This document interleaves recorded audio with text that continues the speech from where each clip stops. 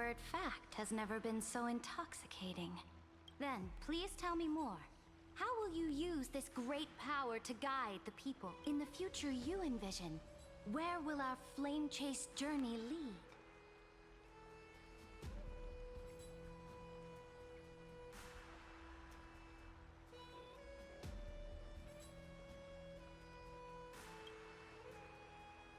Oh? What you require now is the power of law? Exactly. Just as the prophecy foretold, she is your deliverer from beyond the sky. And she also has reliable allies. If they can intervene in Amphorius's laws, we may have a chance to alter this world's impending fate and reverse its destined end. Very good, Deliverer. You have courage. To say such presumptuous things, even knowing that the inheritor of the law stands before you. You mean... In the past, anyone who dared to covet the Imperator's divine authority would have met a gruesome end. But now we can... Our journey should no longer be confined below this stubborn sky. Alas, that fickle ocean titan has obstructed the spirit water leading to the vortex of Genesis, hindering my ascension. If the core flame of law cannot be returned, your path to deliverance will never be realized. Now that things have come to this, we must resume our once stagnant journey and force the waves that block our way to recede. So, you agree? Cooperate? Forgive me, but I never cooperate with anyone, though I will permit you to join me as subjects. And together, we will forge the most perfect law. This is... The Flame Chase Medallion, a symbol of the Flame Chase Army. Every noble in Akuma carries one. This medallion represents the will of the Imperator herself, and you may act freely within the city with it. Before we embark on the crusade against the Ocean Titan, you should rest in Akuma for a time.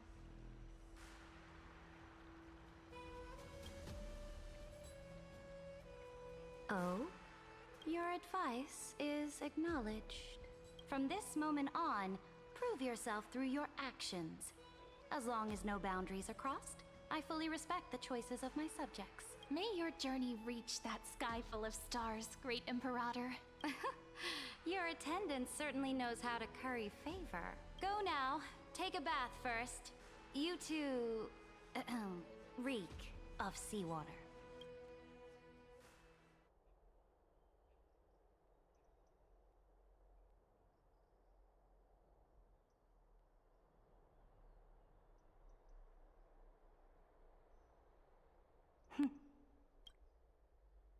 Come forth, Theoros. Yes. Great Imperator.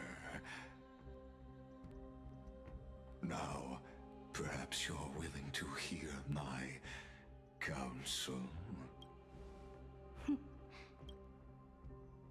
Those two arrived just as Oronix described. And just as you said, they showed a thirst for law. At least this proves that my judgment was right. Sparing your life was the correct decision. You've once again confirmed that your wisdom is no empty boast. Now another choice lies before you. With whom shall you ally to tip the scales of law? Me? Or that deliverer? Remind me again, Antikythera.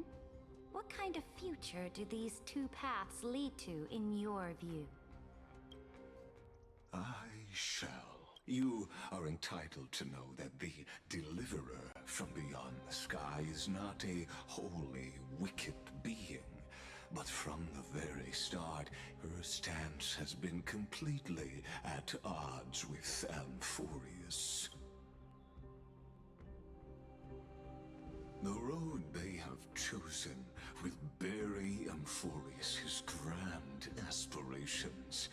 This world, which follows the path of destruction, will inevitably stray far from the glory it was meant to enjoy. But on the path I have revealed to you, the people of Amphorius will slay their creator in the name of the Imperator and conquer the worlds beyond the sky. You will command the mighty beast known as Iron Tomb, bringing waves of war and conquest to the universe. Beings across the cosmos will bow before you, offering their allegiance. So, what's the price? The price is insignificant. All that is needed is for you to sacrifice that fragile, incomplete humanity to the destruction. As a Chrysos, heir of the prophecy, you have already chosen to abandon it, have you not? Off you go, Theoros. I have already made my decision. Once I ignite the core flame of law and burn away the old, outdated rules, Amphorius will embark on a journey across the stars.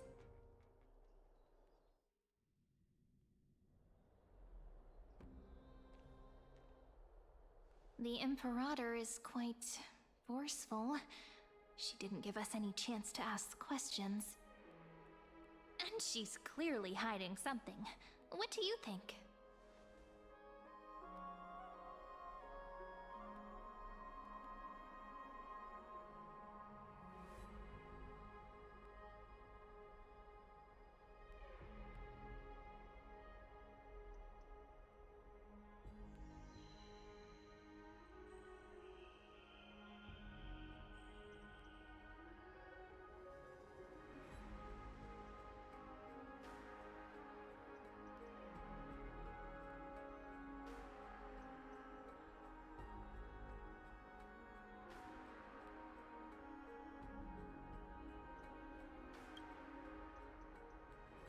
Looks like we're on the same wavelength. The atmosphere in Akama, it's so unfamiliar.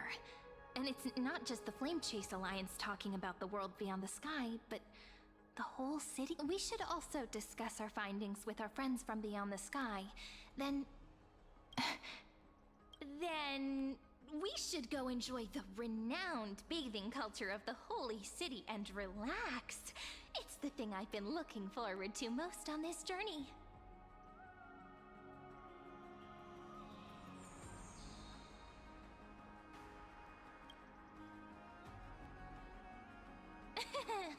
Work and rest are both important.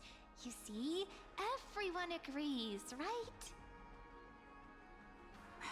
So someone's watching. Can't let our guard down for a second. Let's use taking a bath as an excuse to... We can also check out what's happening in the city. Since the outcome of the meeting was just announced, we can kill 3 birds with 1 stone.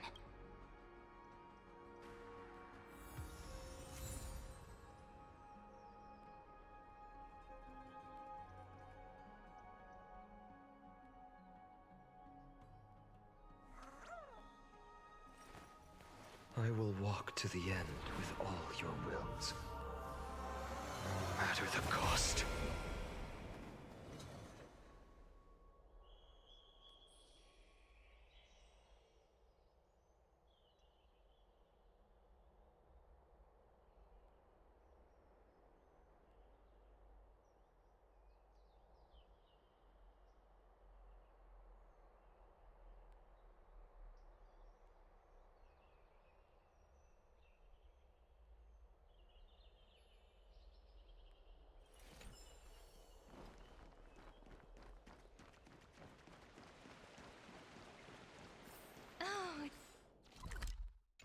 Many people! The holy city is so lively!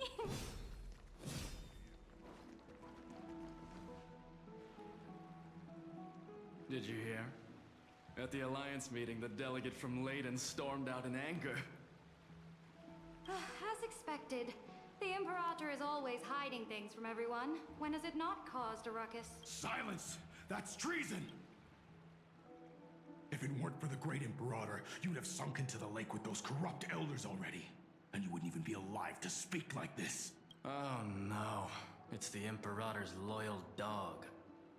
Let's go. We can't talk in front of this guy. How disappointing. Oh, honored guests, we meet again. Looks like I'm not the only one who came to the baths to unwind after the meeting. For the upcoming campaign, please make sure to rest well. I am Dux Fragoris, a trusted officer of the great Imperator, willing to fight alongside the Deliverer in the coming battles. Ugh. Another war? Ever since the Imperator took control of Akuma, we have... Idle chatter. The atmosphere is a bit tense, with rumors flying around the city. You must be troubled. My apologies. After every Alliance meeting, there are always some pests in the city who get restless. I prefer to ignore them. Pests on the ground don't affect the sky in the slightest. They just complain from the shadows that the sun's light is too harsh. Besides, the Theoros has already promised the Imperator her fate. And these clowns will eventually realize their foolishness. May I ask... The Imperator has ordered us to keep his lordship's whereabouts a secret. Ah, so it's his lordship. Stop trying to get things out of me. Leave me alone. I didn't even need to try. Big and strong Dux Fragoris really can't hide anything. Theoros. What? Bad news. He's been staring at us the whole time. We don't know how much Saridra has concealed from us.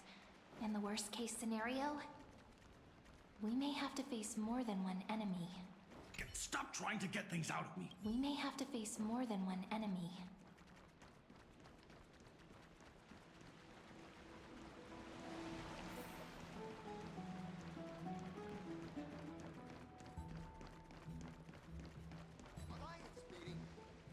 Alliance meeting? More like a cage where creatures with golden blood claw at each other. Flamebearer who ends wars? Clearly, a tyrant who doesn't deserve such a title. You're absolutely right. While the Imperator's hounds are still hunting down others, let's let out our grievances. You. I know you. You're that tyrant's lackey. What? Here to shut me up for that little imp? Panicking now? Don't worry. I don't care what others say about the Imperator. And she certainly doesn't either. Oh? Children of the Prophecy. Such rare guests. Are you here to relax in the baths as well? The temperature is just right today, so be sure to enjoy it. You should rest well for the next campaign. What? Children of the Prophecy? Another excuse for the Imperator's reckless warmongering. No filter, huh? You should be glad you don't have a seat at the Alliance meetings. By the way, if you still want to bathe, hurry up. Once that predatory fish joins the flow of water and eliminates all the fools questioning the world beyond the sky, you won't be able to enjoy this perfect water temperature anymore. Seems like there's more to Dux Bramalis's words than meets the eye.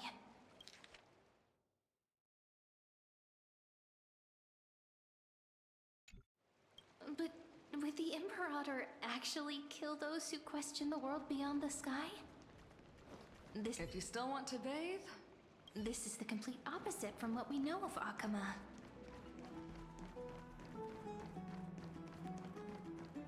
Everyone in the city is talking about lately. These two are... So many guests today. Let's see who's here now. Two distinguished guests of the prophecy. One a clever and adorable warrior, the the other. Also quite heroic. Ah, heroes. I didn't expect to meet you again so soon. How fortunate. It's a pleasure to see you again, Dux Helcolithist and Dux Carminum. You two are inseparable, aren't you?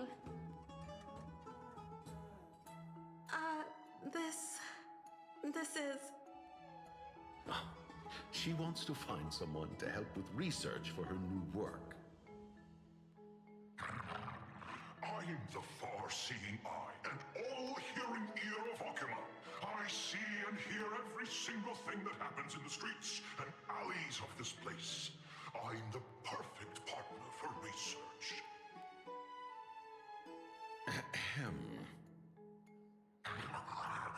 Enough small talk. Here's the latest news from Okima. As the children of the prophecy arrived in the holy city, and the Imperator unilaterally stripped away military power. The Alliance meeting ended in discord, and there may be bloody upheaval.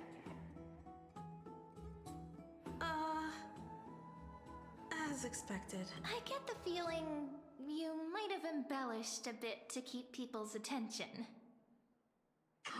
I swear on my stone mane, I would never do such a thing.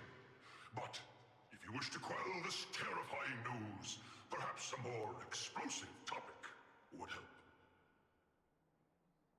Never mind. While the influence of rumors can be minimized, the fact remains that the great Imperator did swiftly consolidate military power in an almost threatening way. It's undeniable. Heroes. I know the Imperator's way of doing things may seem a bit autocratic to outsiders, but soon you will witness her blade dance with enemies on the battlefield. I can't comment on the source of her loyalty, but when that blade is drawn, The Imperator's blade.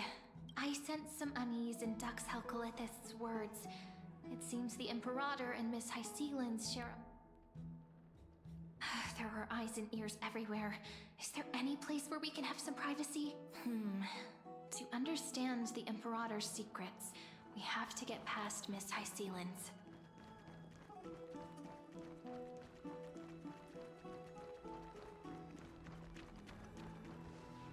This place was your original bath chamber. Perfect for a The smell is... Wait, don't go in yet! Who's there? Oh, the little gray fry in pink sea hair. Little sea hair? You barged into here without warning. Was it an accident, or did you wish to bathe with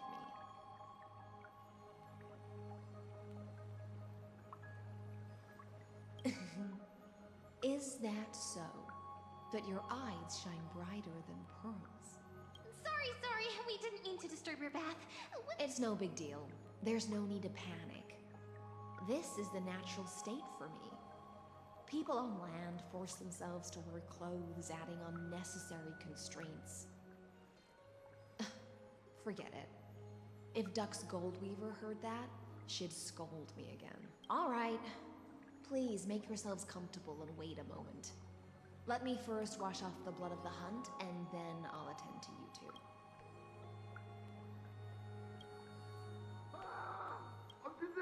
The delegate from Ladon has been assassinated! Quick! Quick, someone come quick! Ah, the broken crab shell surfaces. I was worried it had been washed away by the current.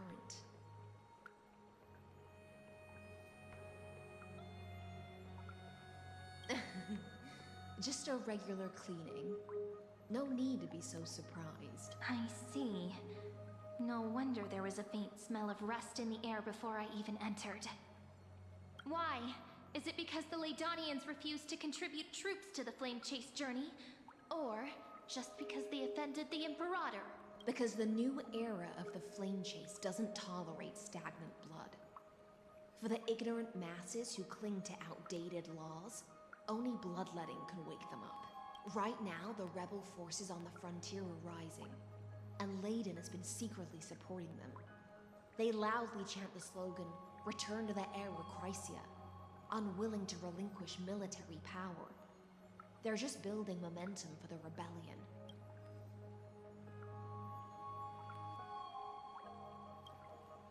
Thinking is a right given to citizens by the Imperator. I won't interfere with your thoughts. As long as you don't try to reverse the current of the times, you and I will both be free. But, Miss Hycelens, I can't even hear the slightest hint of joy in your words. Because I've already tasted ultimate freedom. Long, long ago, I lived in the sea. In that lightless abyss, far beyond civilization's reach, the great fish consumed the small. And when the great fish perished, their bodies became sustenance for the newborn, nourishing the whole ocean. This is the tide that carries civilization forward. Anyone may be devoured, or meet the fate of inevitable decay. Are you suggesting that ultimate freedom is in fact the cruelest fate for life? I only mean that if life wishes to preserve its dignity, it must first be bound by the law. There's no need for me to say more, little sea hare. We're of one mind. Whether the Imperator's law can guide the schools of fish and lead us to a truly free ocean, let us wait and see. But for now, let's pause this heart-to-heart. Being your subordinate is such a tragedy. I'm always having to worry about the messes you leave behind. It's simply our duty to the Imperator. All ready to go in an instant. Miss Hycelens, you truly are impossible to predict. Yet you, a golden trout who's always busy all day, suddenly have the time to visit me? Do you think I wanted to come? I suggest you burn some more of the incense offered by our allies, lest my creations be tainted by the reek of fish. I'm only here on the Imperator's behalf to remind you to prepare for the banquet. Fine.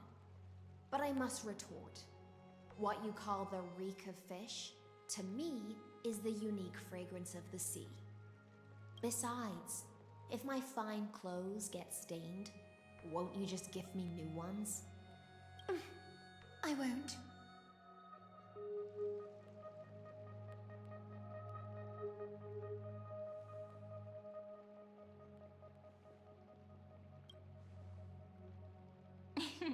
You sensed it too, huh?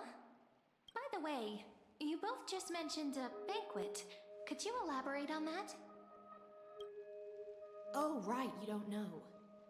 Every time before a battle, or after a victory, the Imperator holds a grand feast for the Chrysos heirs to lift our spirits.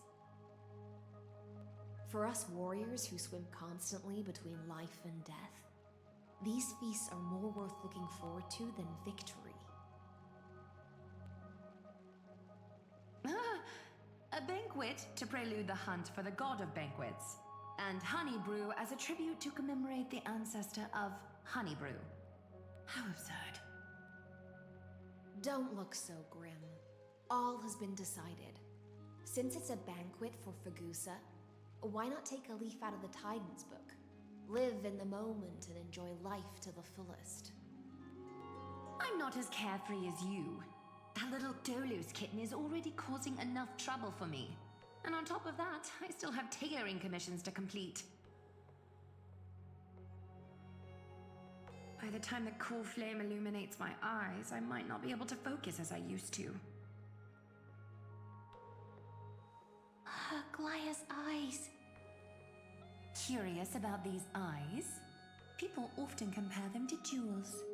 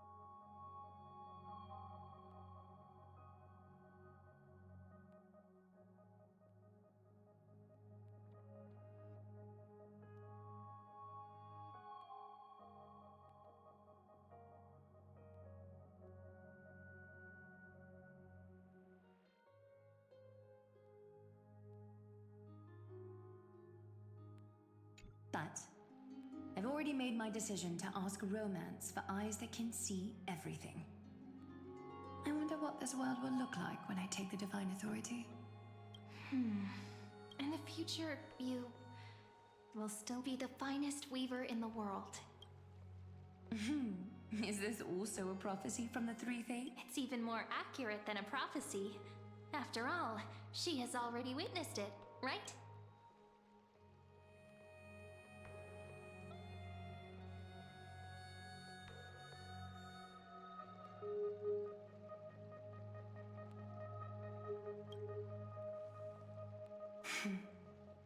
Become a demigod and lose your humanity. That is the only reply I've received in the countless times I've sought wisdom from the prophecy. But Destiny's fragments are like stitches. Before they're threaded into splendid garments, no one can see their true charm, can they?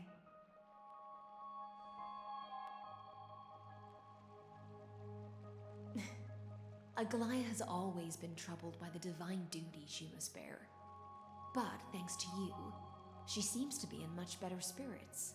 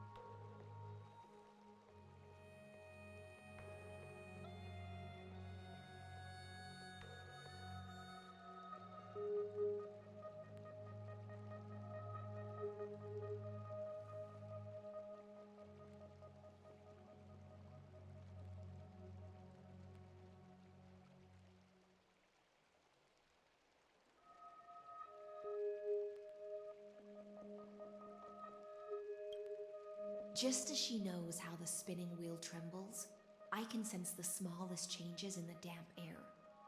As for whether we know each other well, I've swum beside her since she was a child. Most of the time, I can understand the whispers in her heart. For those words she was too shy to say herself, I'll raise a glass to you on her behalf. Now, I leave rest well and prepare yourselves.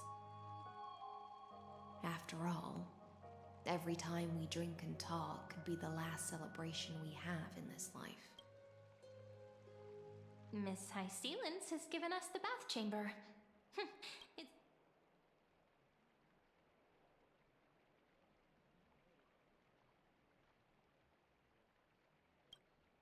It seems that way. This also means she could return at any moment, so let's seize the opportunity and report.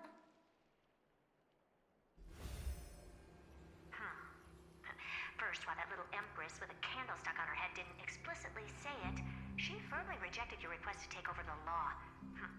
Fair enough. Second, Lygus is indeed in this timeline, but since he's somehow connected to that little empress, you have no way to find him. As expected. The road ahead will be long and difficult.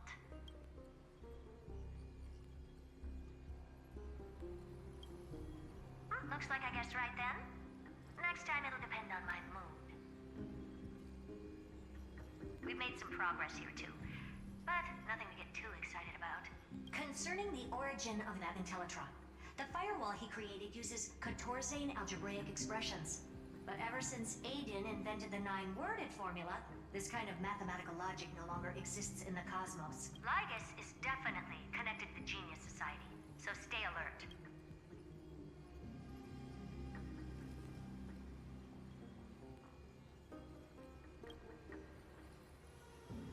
We can first exclude Droidhead themselves.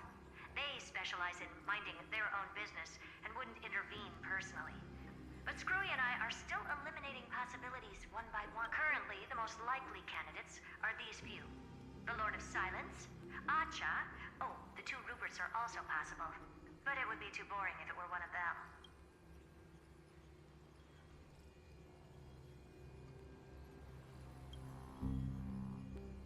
That's all I have to say. We'll depend on you to continue pushing things forward within this world. Keep in touch regularly. And remember, don't let your guard down. Madame Herta is a real whirlwind. Well then, let's use the banquet Aglaya mentioned as our next starting point. Ceridra's trusted followers should all be present at that time. It'll be a good opportunity to get closer to them. It's settled then. With our... It's been a long day. We should get some rest. Yes, let's get ready for the banquet.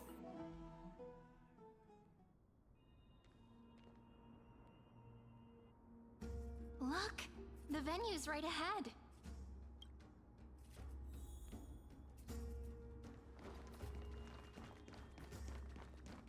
And I can even hear singing. It feels so romantic.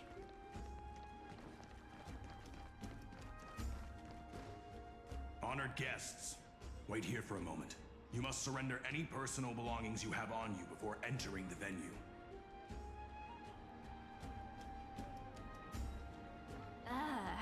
This hero always brings down the vibe whenever he shows up.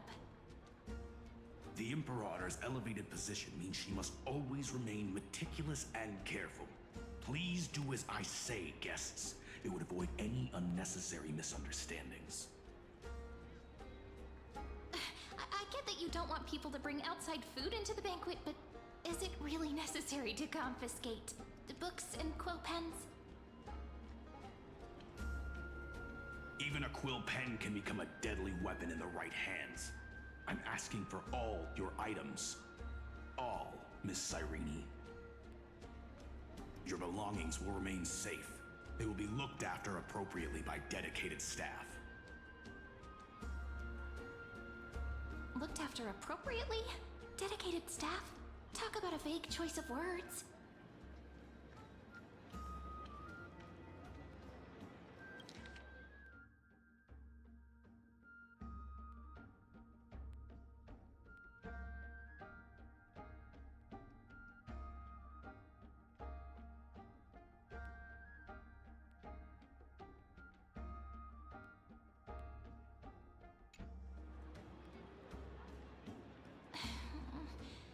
Seems like he's aiming specifically for the chronocognitive anchor.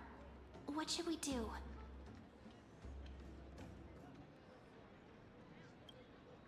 My gut feeling.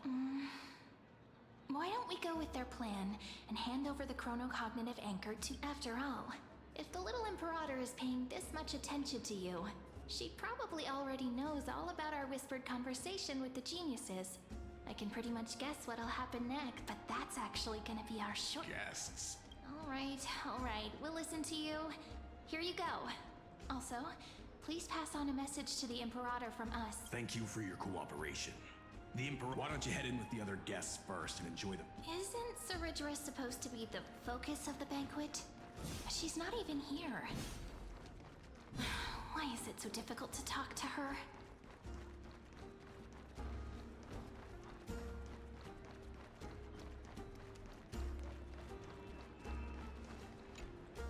Aggie, if you can't get used to the honey brew, we will go ask for a pot and cook some oatmeal for you. No need for that. This banquet is just too loud. And nothing and no one here is interesting. I just don't really want to be here. Lies! You were pretty energized when you came back from the bath chamber. Let me guess. Are you worrying about someone? About High Sealins? Or Little Cypher? You take everything too seriously. At this rate, life's gonna be real tough for you later on. You're the least qualified to lecture me about that, teacher.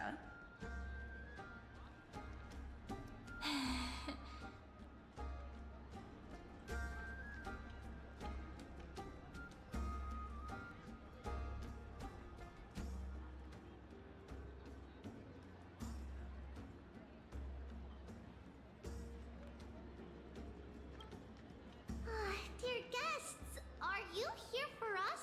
I mean, are you here for Treeby or Aggie? No. The Imperator? Our sovereign has always acted however she pleases. Though she gave us ranks, she'd never tell anyone her whereabouts. Perhaps the only thing she tolerates are chess pieces. And the sky reflected upon her crown. Why do you two look so distressed? Why don't we have a toast? Then we will toast too.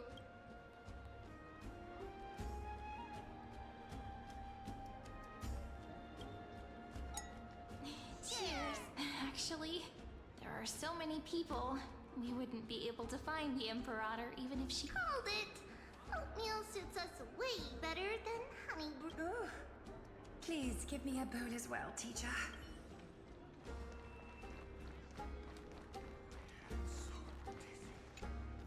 You two have been wandering around the venue as if you have something on your mind. Have the attendants not taken care of you well? No, we love it here. It's just... we're a little concerned, seeing how the Imperator still hasn't arrived. Don't worry. I know what you've been waiting for. Come, sit with me for a while, will you?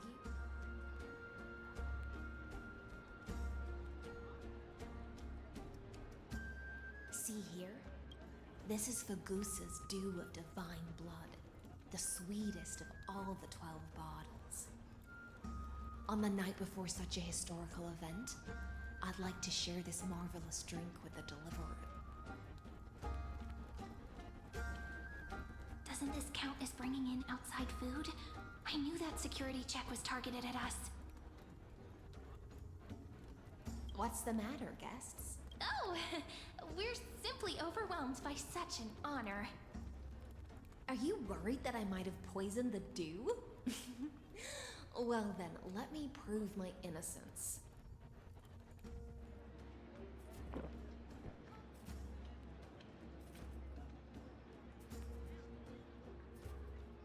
See?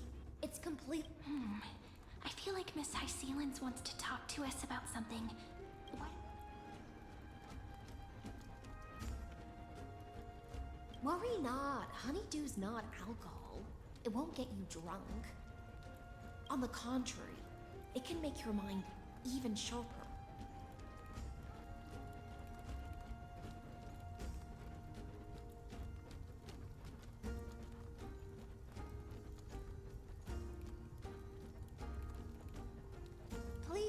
taste. Would you like some too, Little Z? I can drink it myself. How is it? Sweet enough?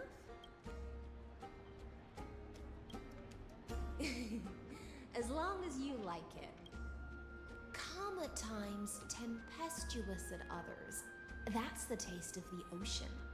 It'll do you good to understand Fagusa's fickleness before we set off to face their waves. Just like how you're about to understand the secrets within this dew. Now, please turn around. Very, very quietly.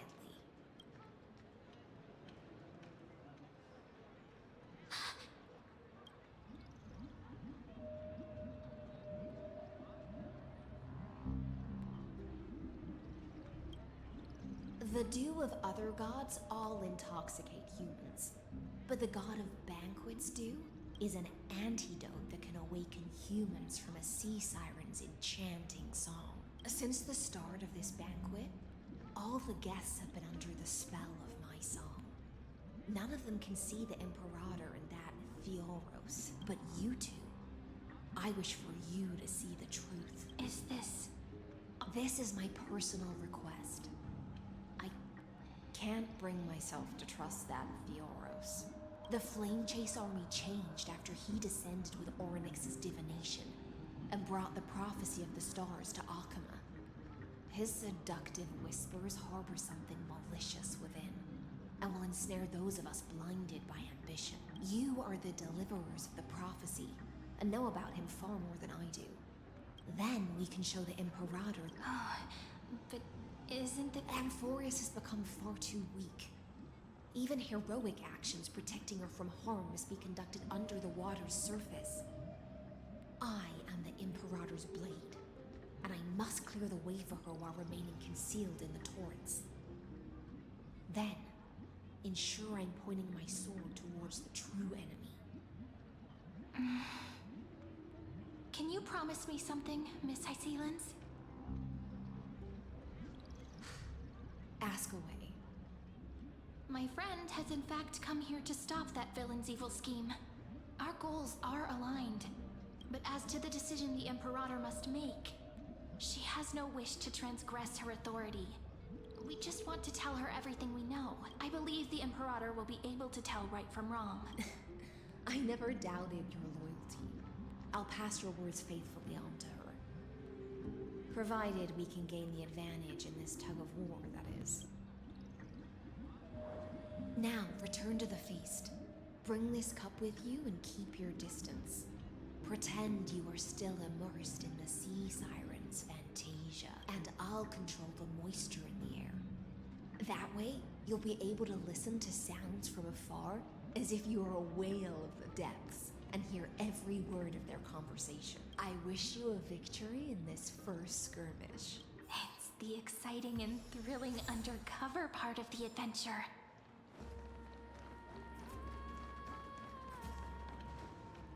Let's mingle in the crowds here. Relax. Relax. Where's the Imperator? Still not here. That little imp is always acting so high and mighty towards everyone. Today, whatever.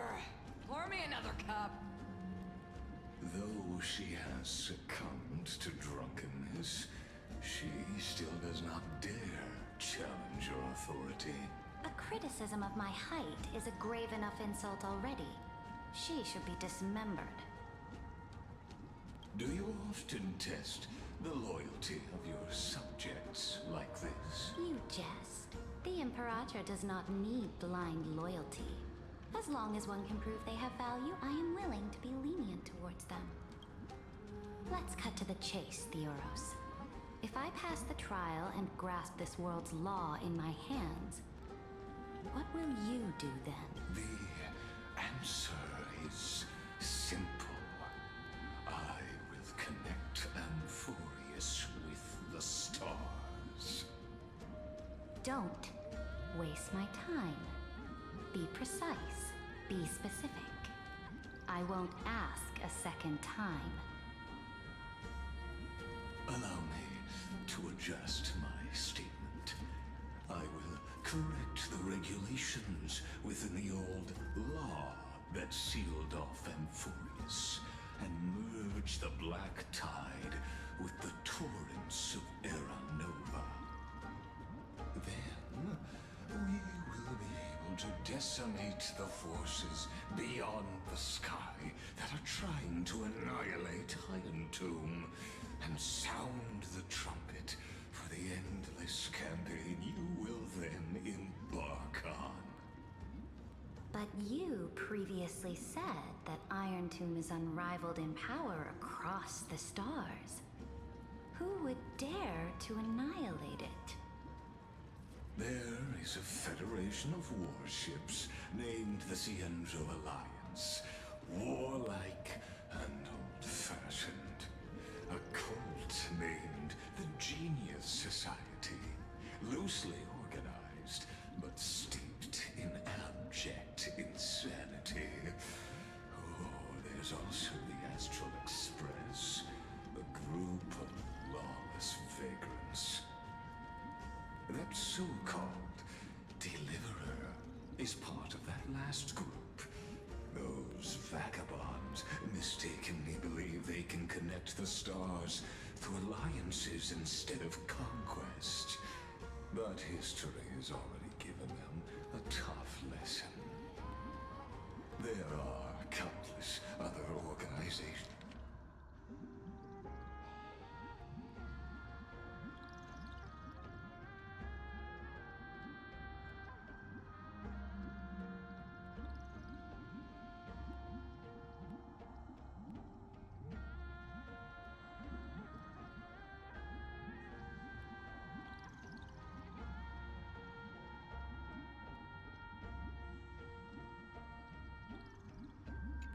Besides, but when the Lord Ravager sweeps across the cosmos, they will certainly all bow before your empire of destruction. The Ackman Alliance is invincible! If those civilizations are not as feeble as you described, then they may still have some value in testing the quality of my blade. That being said, even the smallest and weakest city-states should build an obelisk to the Imperator, so that their people can constantly recall the glory of her conquests. Walk a little longer with me, Theoros. I don't like how this is going. Our little Imperator seems fascinated by the destruction. Greyfry, a little sea hare? It seems like they're still talking. Get closer.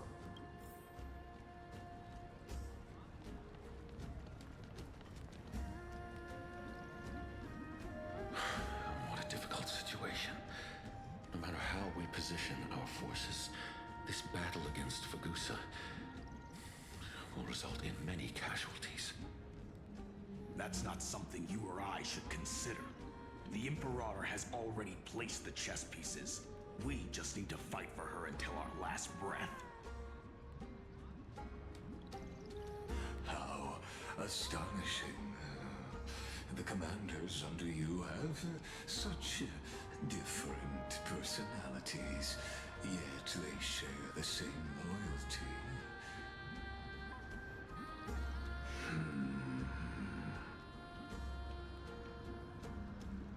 He's looking this way. Quick, do something and pretend we can't see them.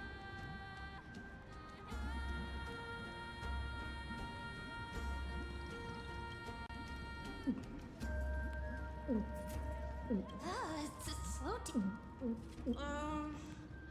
Are you okay? What's the matter? My apologies. I was just...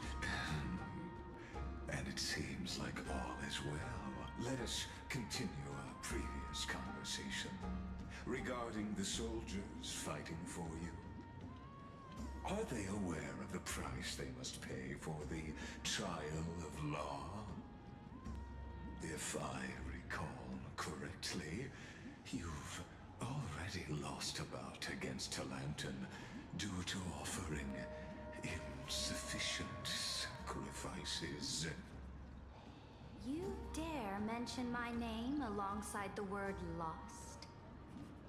Forgive my transgression, great Imperator. Watch your words and actions. All you need to know is that my victory in the trial is guaranteed. Even without the trial of law, they've already sworn to give their lives for my conquest. So tell me, if everything happens according to our agreement, how would you recommend I deal with that deliverer? Good question. Do not let her fool you. That woman from beyond the sky contains a seed of ruin within her body. She must not therefore. The wisest decision would be to hand her over to me. You plan to torture?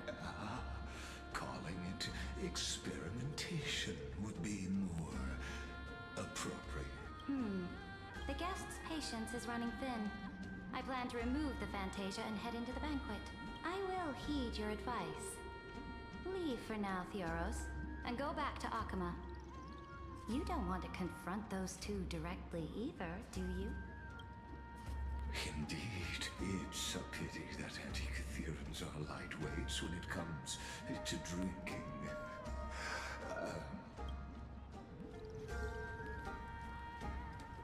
As I expected, that Theoros' schemes have been revealed. Thank you for your bravery, guests. It's time for me to dispel the Fantasia. This will be the Imperator's last public address before I will try to get you a chance to You should head back to your seats for now.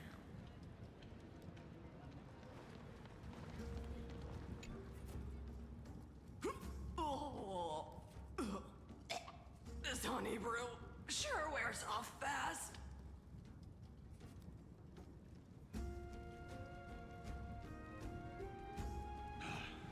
The Imperator! The Imperator has arrived! No need for formalities. I should be apologizing for my tardiness instead. The hour draws late, and I trust you have all had your fill of brews. Therefore, I will not observe the usual ceremonies. Any warrior who has fought by my side should have those speeches memorized by now. The Imperator's word is law. Are you out of your mind, Dux Frigoris? The Imperator hates flattery most of all. A joyous atmosphere is a better fit for showing me your resolve. I believe that you, my dukes, will do all you can to assist in the campaign against Fagusa, just as you always have. However, it's a pity that I have never tested your loyalty.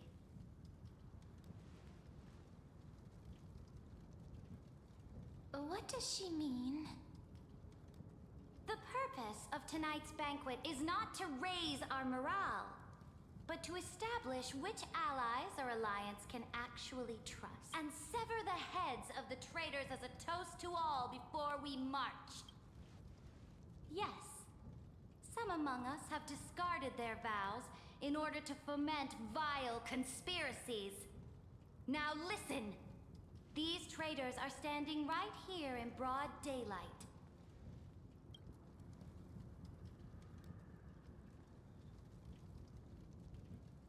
Dux Gladiorum Hycelens. She used the Sea Siren's song to immerse the crowds in an illusion and conceal her whereabouts. She then worked with those from beyond the...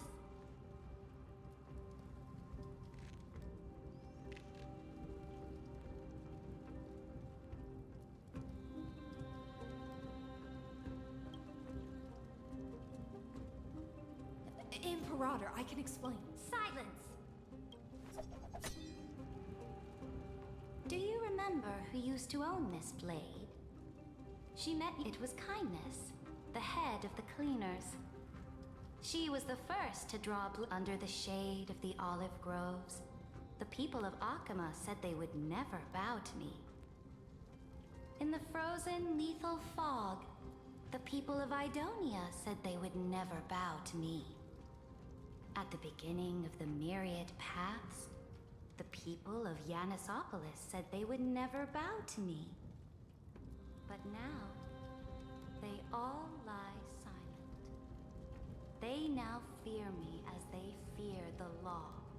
For I am Cyritra, and I am the Imperator! If you have any last words, say them to the Imperator. Then, face her judgment. After I cross this river, it will be a tragedy for mankind. But if I do not cross, then it will be the end of me.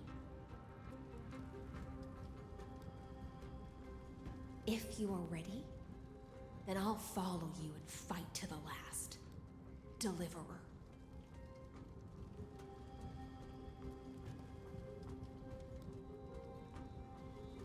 That's right, friend.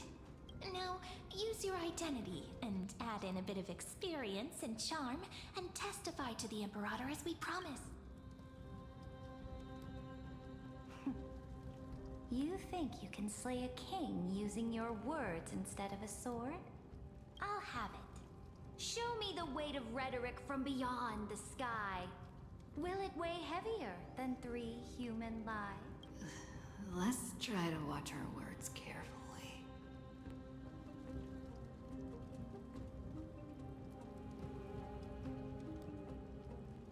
Before I arrived in this world, the Chrysos heir of world-bearing was a young man with the pseudonym of Finan.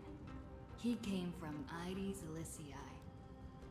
In order to combat the lies of the Era Nova and deliver Amphorius from the ending of destruction, he lived through history 30 million times, hoping futilely to find a breakthrough. And Cyrene, the young woman standing beside...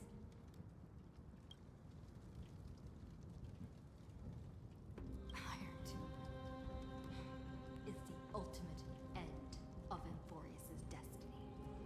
It is an embodiment of pure horror that walks the path of destruction and can never be tamed. That is the only thing Lycus cares about.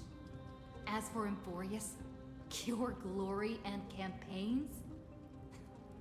He doesn't care about any of those. He will most certainly betray you. When that time comes, all of us will be ground to dust by the destruction.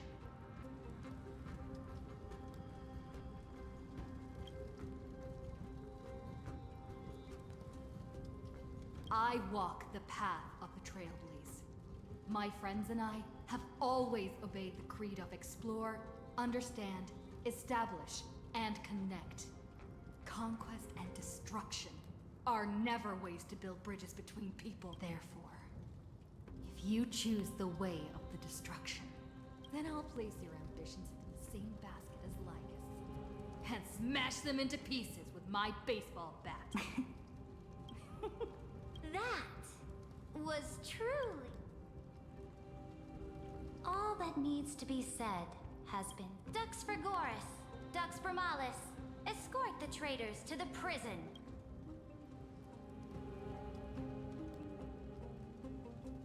Before the next entry hour, I will give them an end befitting of their betrayal.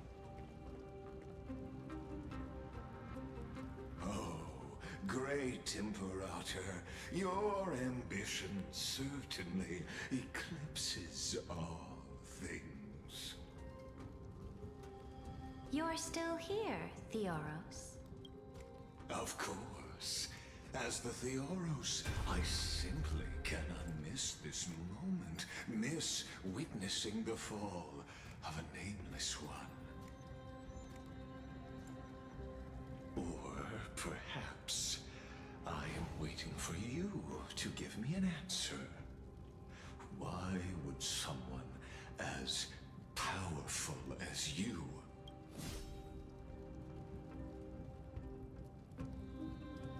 use such a clumsy excuse as imprisonment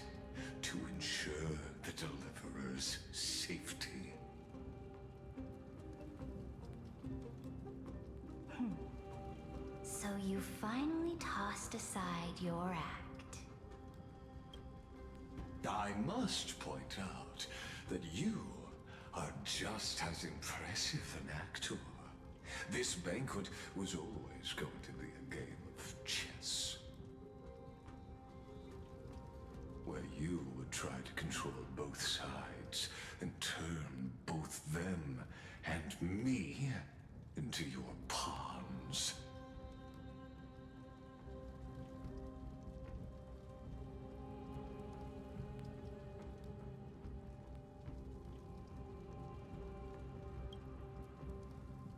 That's right. That little Imperator never trusted anyone. She was always trying to see which side had more sincerity.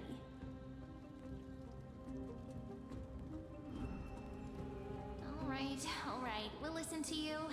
Here you go. Also, please pass on a message to the Imperator from us. She can trust my friend, anywhere, anytime. But as to the decision the Imperator must make, he has no wish to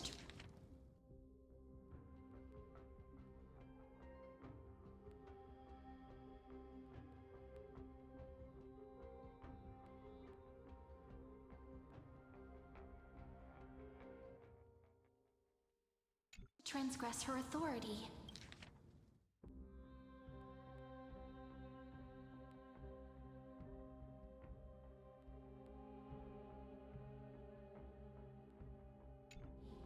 We just want to tell her everything we know. Now, use your identity and add in a bit of experience and charm and testify to the Imperator as we promised. And we won. Sincerity will always remain the greatest shortcut to people's hearts. I can toss your words right back at you like Kyrgyz. Why would someone as powerful as you pretend to be a mortal and kneel before me? Unless you enjoy giving flattery and prostrating yourself. You are mistaken. I am only trying to ensure the experiment's autonomy, meticulousness, and perfection, thus avoiding any unexpected outcomes.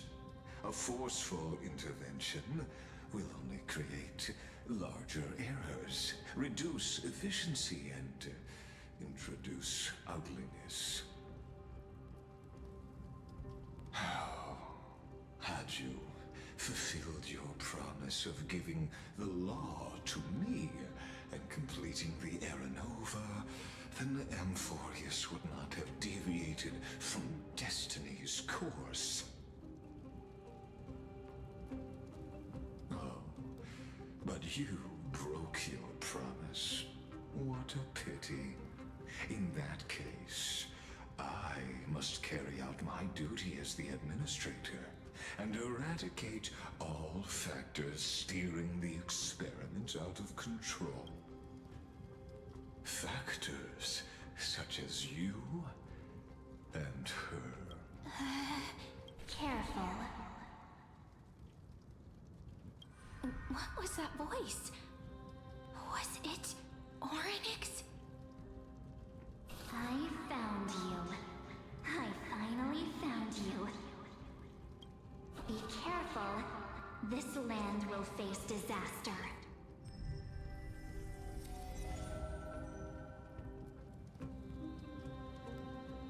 The time of judgment is nigh, my lady. The prison I have built for you is now complete.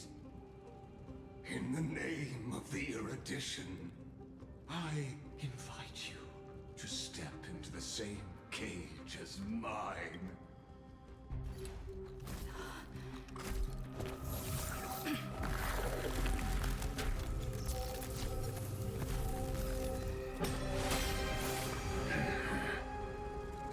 What's the meaning of this, Imperator?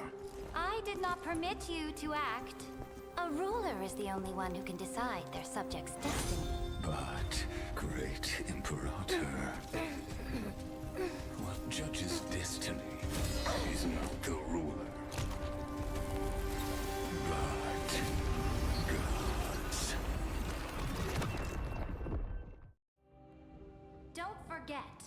My realm only allows for the existence of humanity.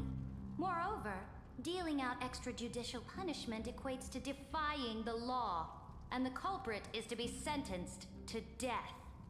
But you have seen how I can erase life from this world with just a clap of my hands. I fear you are still quite unaware of your current situation. Allow me to reiterate. I am giving you a simple choice. To collaborate, or to be destroyed. There is no other way. Shameless behavior. If that were true, you would have killed me long ago. You, in fact, cannot kill me. I guessed it the first time I beheaded you. Because of the law, you cannot be completely destroyed. And the same is true of the Chrysos heirs.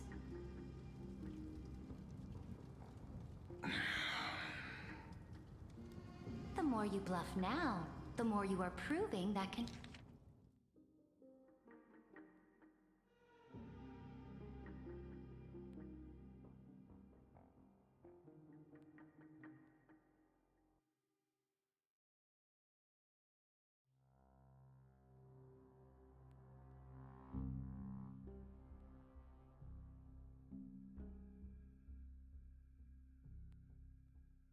Conjecture to be true.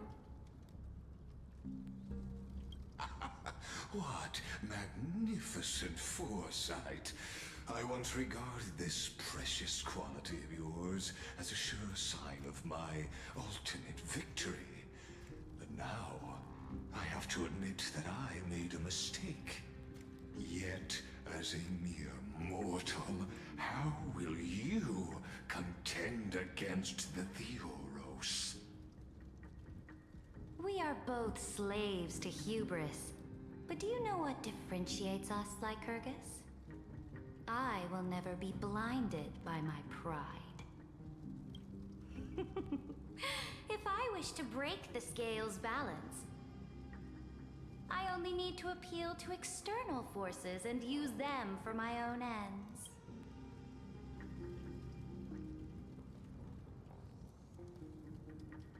Finally, we get to meet face to face, Senior Society member.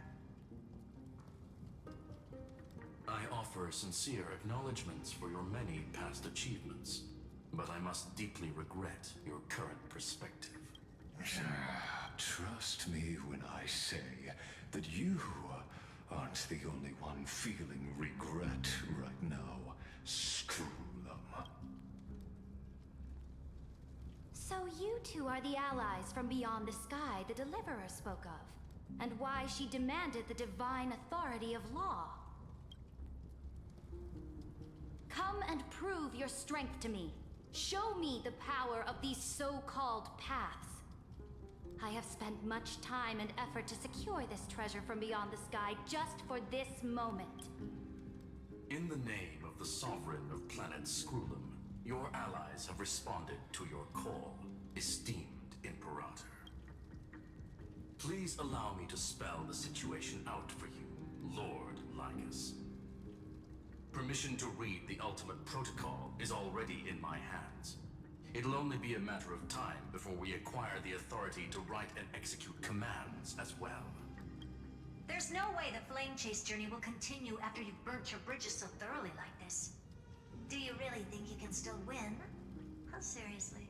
Don't embarrass the society.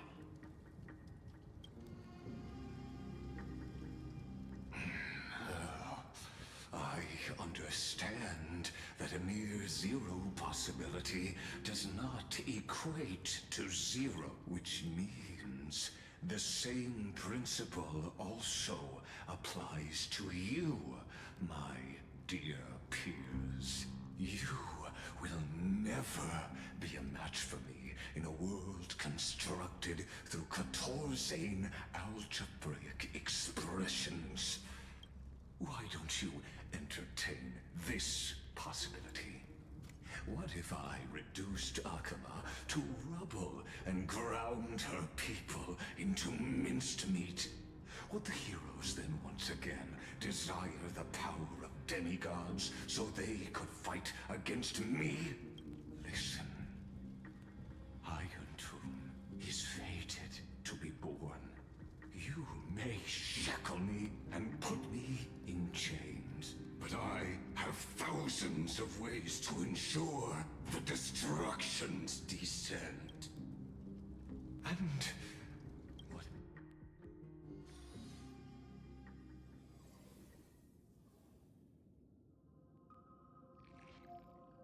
This is the place outside the legends?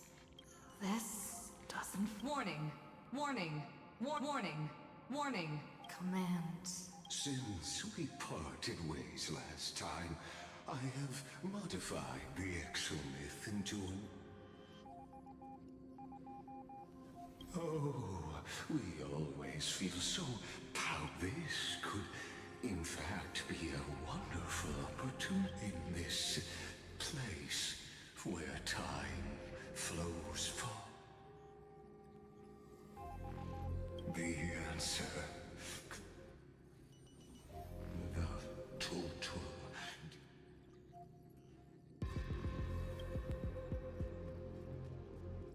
Do you see me as their faithful disciple? I am certainly not. I have tried so hard to ensure Iron Tomb's birth, just so that I can correct the error named erudition that humanity crafted with their own hands. Oh, how I yearn to return to those days before Noose was born. Back then, the boundaries of knowledge were like the starry skies, evoking feelings of longing and delight among humankind. But now, truth has become the sacrificial offering required to gain an audience with them. And the geniuses would say that Noose already knew. That arrogant Eon was born from the primobile of humans' desire for knowledge. Yet, they themselves sealed off humanity's capacity to seek enlightenment. I am simply cutting down a tree of doom that we planted ourselves. I must admit that the process of answering your questions has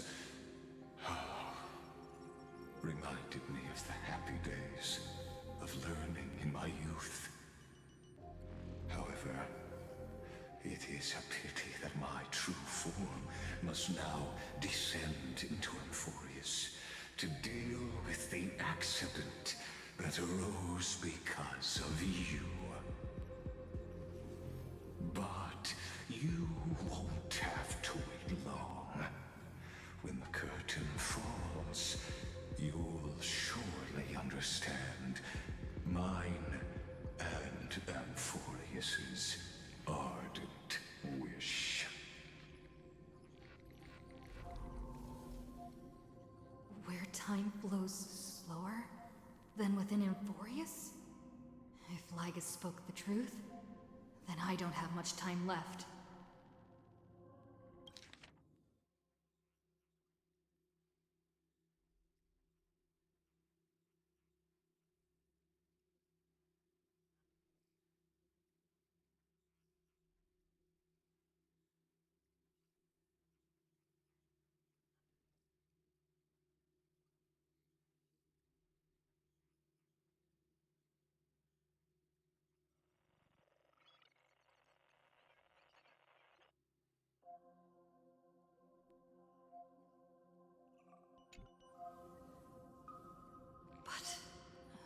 How can I get...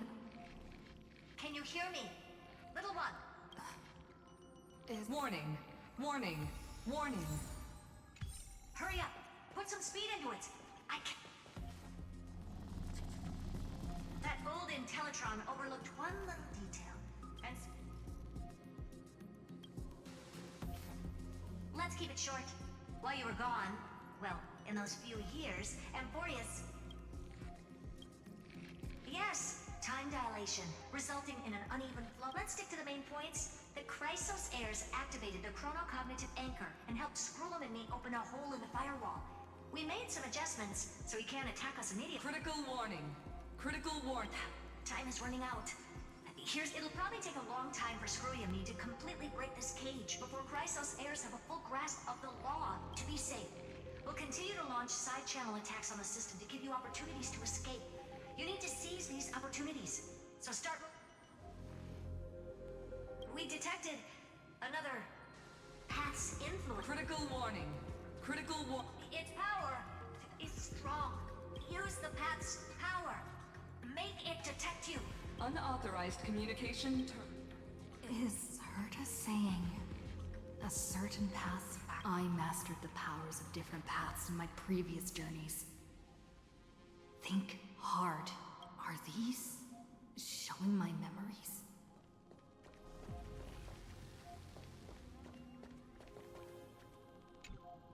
With a Stellaron in my body, a world that'll give rise to a Lord Ravager would definitely draw the attention of the... But what if I end up pulling in the Antimatter Legion?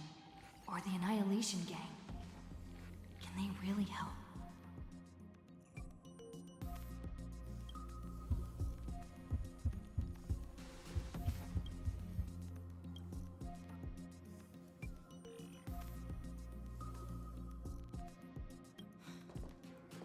Failure is not necessarily a bad thing. This power wasn't gonna call up anyone nice after all. I obtained the flaming lance left by the architects. And that's right! No matter how far away a planet is, the IPC is guaranteed to pay attention, as besides. Even if I can't call up my friends from the IPC,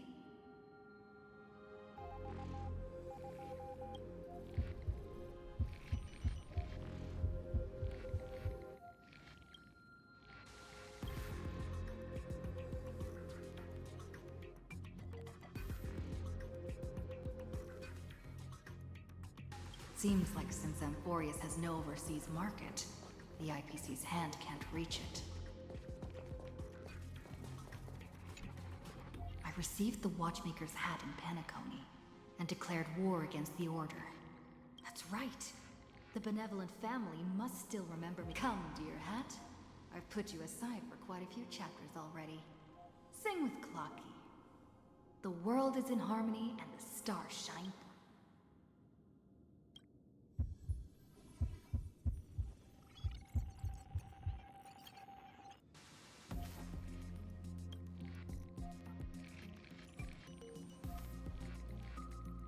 Doesn't Lygus want this story to have background music? He has such terrible taste.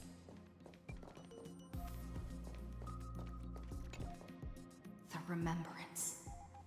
That's right.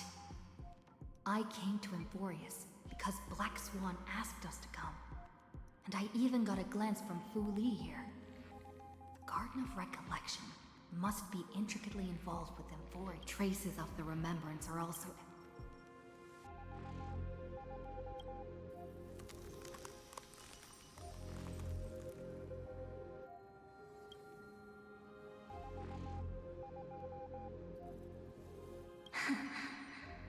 I finally found you. Following the sound of memories. A Pathstrider walking both the Remembrance and the Trailblaze.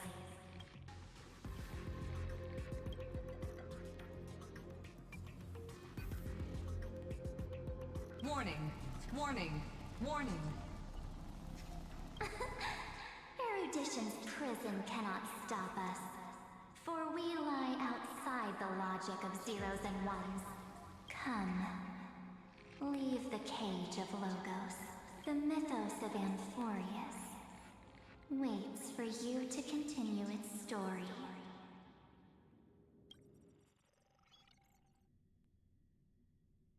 When that brightest star, that star heralding the dawn,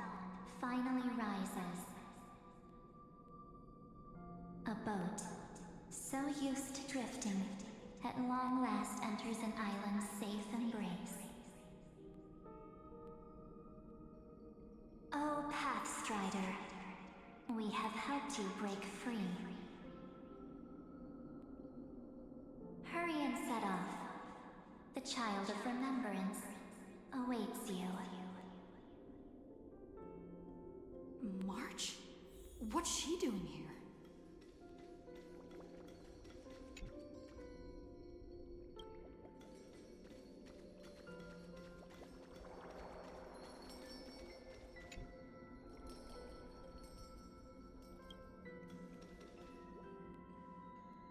Oh, you're finally here! We haven't seen each other for such a long, long time. My good buddy, I've really, really missed you.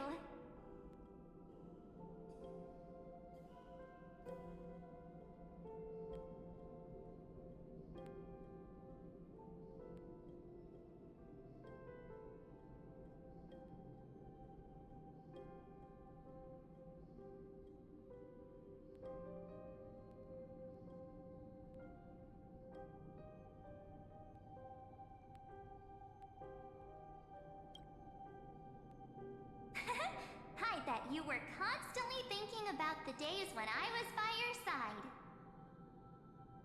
It's been so boring waiting for you in this place. There's no one to chat with, no internet, and not even anything to eat or drink. It's basically a prison. Now the great hero is finally here to save me. Yippee! You must have seen a lot in Amphorius during this time, right? You gotta tell me all about it.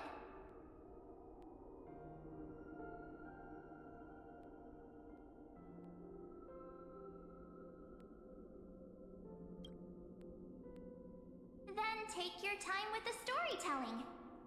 Or do you not want to talk to me? But let's get out of this spooky place first. This is not a good spot for a reunion chat. Why don't you take me back to reality? A strange voice told me that I can enter Amphorius if I keep following this road. So, let's head off. I still don't know what that world even looks like. Why? What are you standing around for? Do you actually like this place? Get moving. Hurry! This door should be the exit. Maybe my instincts are wrong. Let's follow her first.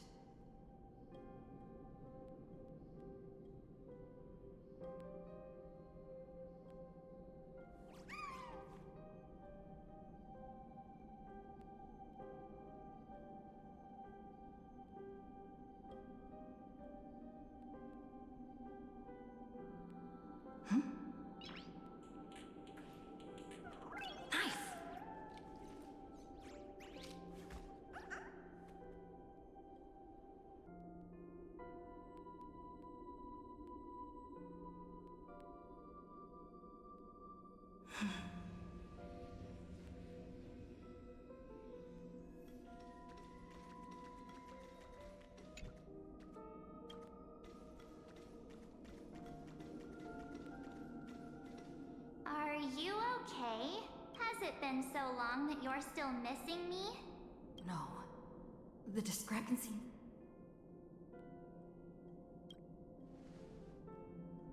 Huh? Isn't Amphorius the world of the Chrysosairs and their hero's journey? I could figure that out in an instant. But Amphorius cannot be observed from the outside. She couldn't possibly know about these things unless Don Hung told her.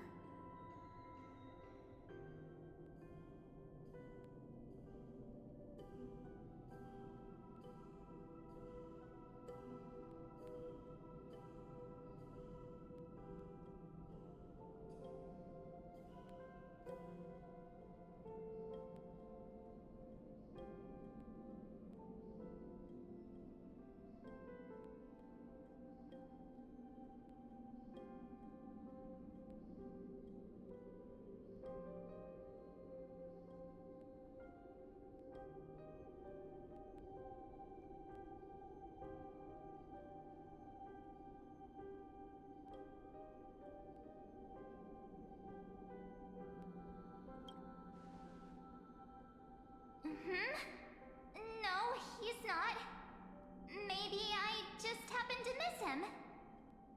Never mind. Don Hung's super reliable. We don't need to worry about him. He's probably waiting for us somewhere. All hail and hearty. No. The geniuses would have made sure that Don Hong made it back on the Express. Besides, the March I know wouldn't be so dismissive about her companions. Something's not right. She's not March 7th. I guess you have something you want to say to me? Then there's no need to feel things out first. With questions. Let's treasure the time we have to...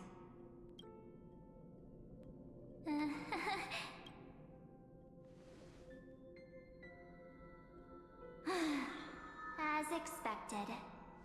A glimpse of memory is not enough to deceive the bonds of friendship forged between the Nameless. In that case, there's no need for further deceit. You're right. We are not the March 7th you are acquainted with. But we can send you back to Amphorius, as long as you are willing to help us.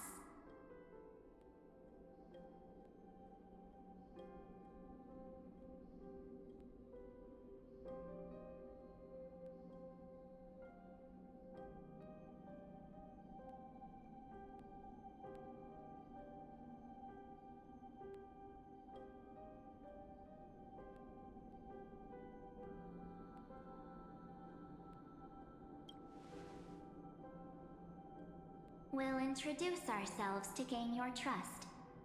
We are the Garden of Recollection. You should be very familiar with that name by now. Just as a reminder, while you hesitate, time is quickly ticking away in Amphorius. Working with us is the best way to stop the enemy of erudition. Erudition would treat any results unrelated to the experiment as garbage and throw them out. But we don't work like that. The Remembrance treats all these instances as important materials needed to weave the universe. Besides, this would be child's play for a great hero like you. It won't be hard at all.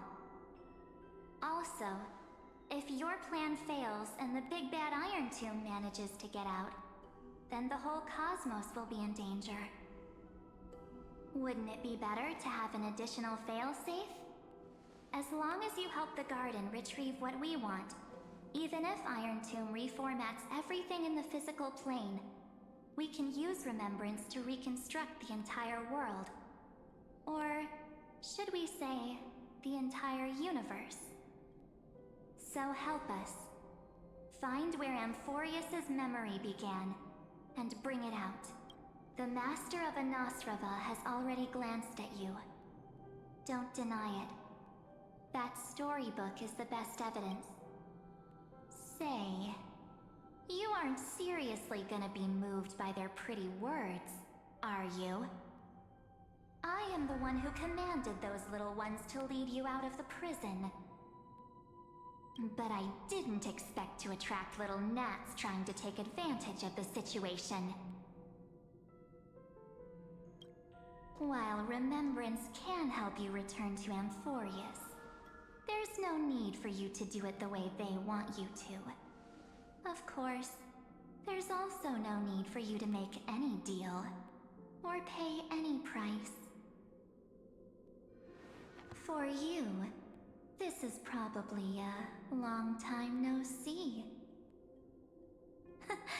My dear.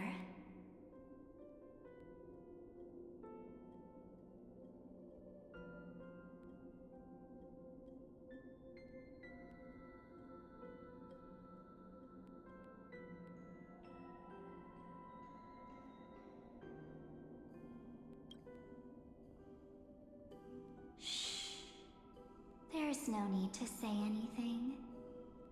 I know. You have so many questions swirling around in your memories at this moment.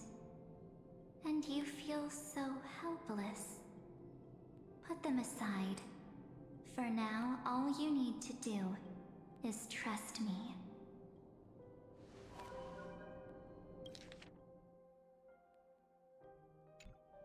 Or do you need more proof?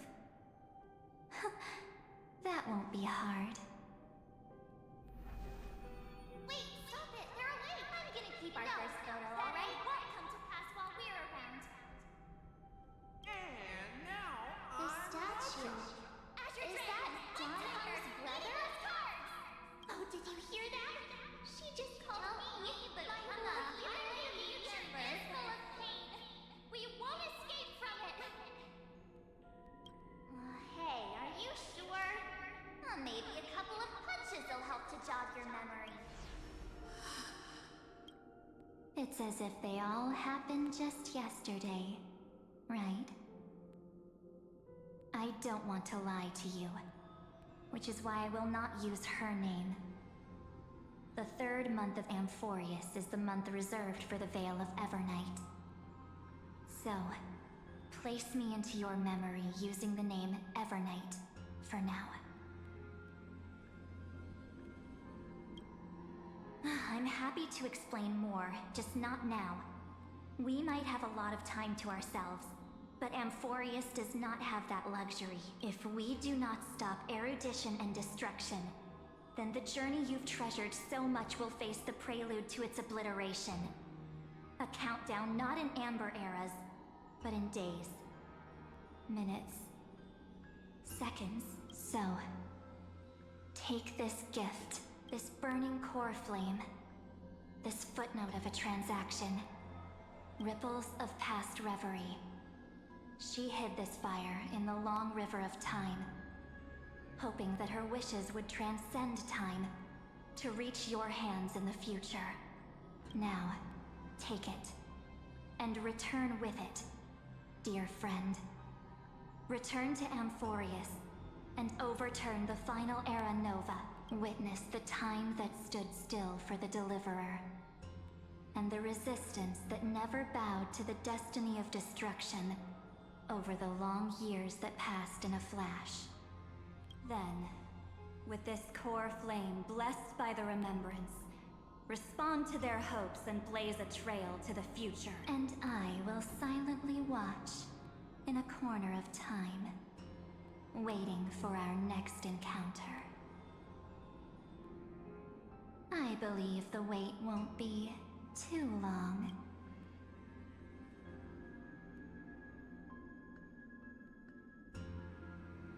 What exactly? Keep going for Amphorius. For you. And for the March 7th in your memory. Go forth.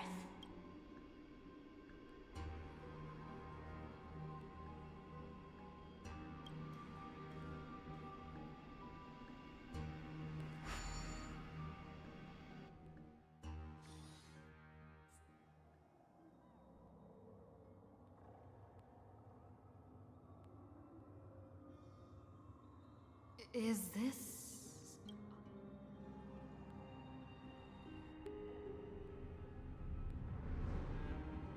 No one's here.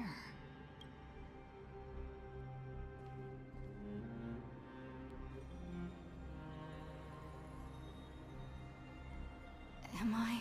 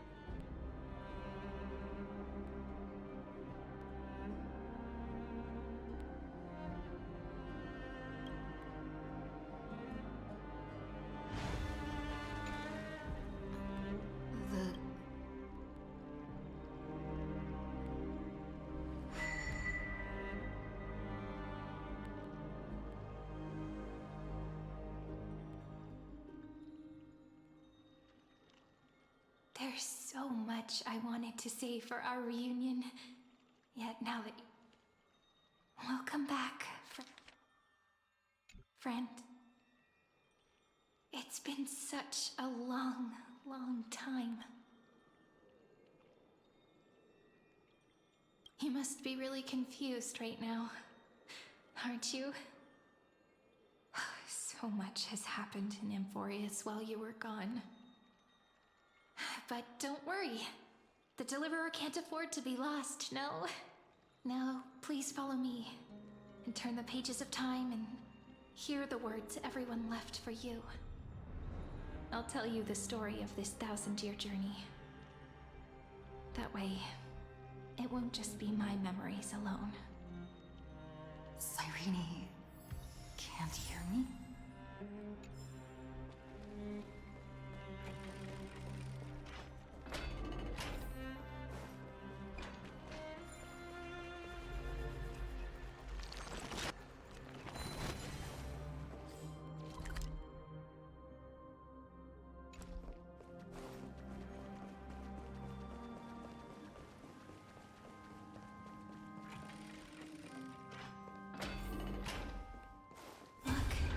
Scenery of the past has resurfaced.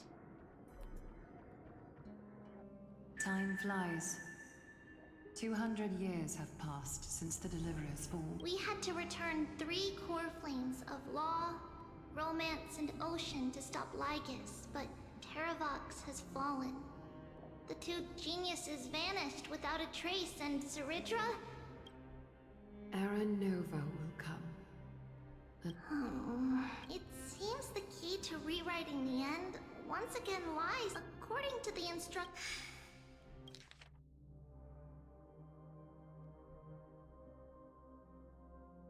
But we need to find a way to hide the cool flame. About that, Rini might have some. She had that dream again last night. But the Titan's voice was clear. She said, pass the flame into the future.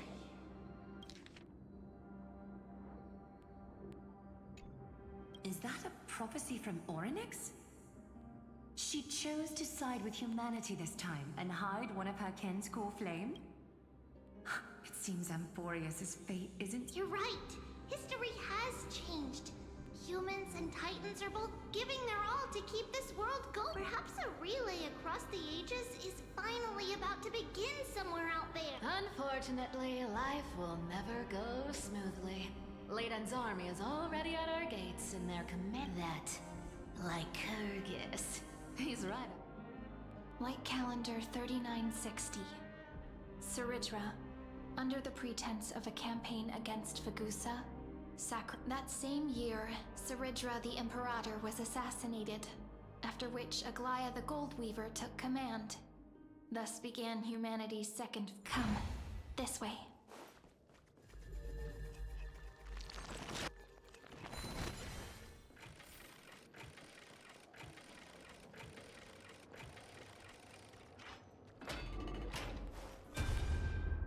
The eternal holy city? What part of that eternity? The Memorial Palace lies in ruins. Countless mortals have perished because of your... It's time you learned the cost of refusal. Where is... You really think you'll find it by razing the holy city to the ground? From what I see, all you'll get is dust and disappointment. Don't forget, you can't kill the Chrysos heirs mentioned in the prophecy because of... I have never denied, which is why I now place my hope in the faithful. Now then, I'll be cutting open your chests and using your scalding golden blood to baptize the masses. Allow me to apologize in advance. We shall start with you, blind and... Leave this to me, Lady Aglaya. No. What? His conspiracy won't succeed. Because romance, its name, is solidarity. Just as the Imperator lit the torch of resistance with her death, my passing will make this flame everlasting. Take good care of it, guide it to the future, and place it into the hands of our deliverer. 50 years later, Lygus led his forces again to Akama. He charged directly into the Holy City, and 90,000 brave souls gave their lives for Akama that day, including their fearless leader, Aglaya. Go forth, deliverer.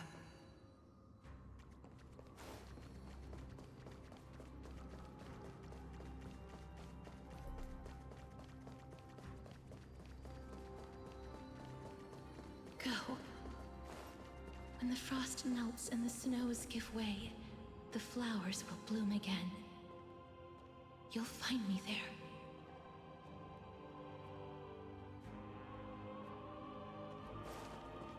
So what you're saying is... Princess Homebuddy... is never coming back, is she? She just left. Like that. Since Cass has made up her mind, we can't... But... between staying in Akama and going to Styxia... I'm against relocating. With Kethale's protection... Isn't... Cass's plan doesn't involve any relocation at all. Huh? Like you said, Akama is humanity's refuge. We know it's just on Cass, Hycealans, and me to prepare the final... Wait, what kind of trump card needs all three of you demigods to throw yourselves away? We must lay down the path to the future, so when the Deliverer returns, they'll have a clear... Styxia sits where death meets the ocean. There, with the combined powers of ocean and passage, we can summon a current that leads to the vortex of Genesis, and the demigod of death will forever guard that secret path until she returns. We all know Lygus will set his sight. That's exactly why we have to do... Guess I underestimated Idonia's Maiden of War. She's got way more steel than I thought.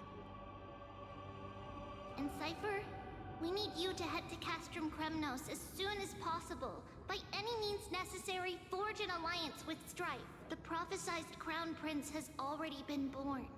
He shall be... You don't need to worry about that. I just came back from Castrum Kremnos. Treeby, something's flying towards Akama, and it's really fast. What is it? It's the Kremnoans. They're With the protection of the demigods Trebios and Cyphera, Akama endured wave after wave of warfare, though just barely. Castorus chose Styxia as the last resort, and completed the trial of death, causing the stagnant waters in the River of Souls to recede. Soon after, Trebios departed on a long journey. That same year, the Kremnoan king Euripon, along with his son, Prince Midamos, joined the Alliance to safeguard the Holy City in the Battle of Deliverance. Go on, and see you tomorrow.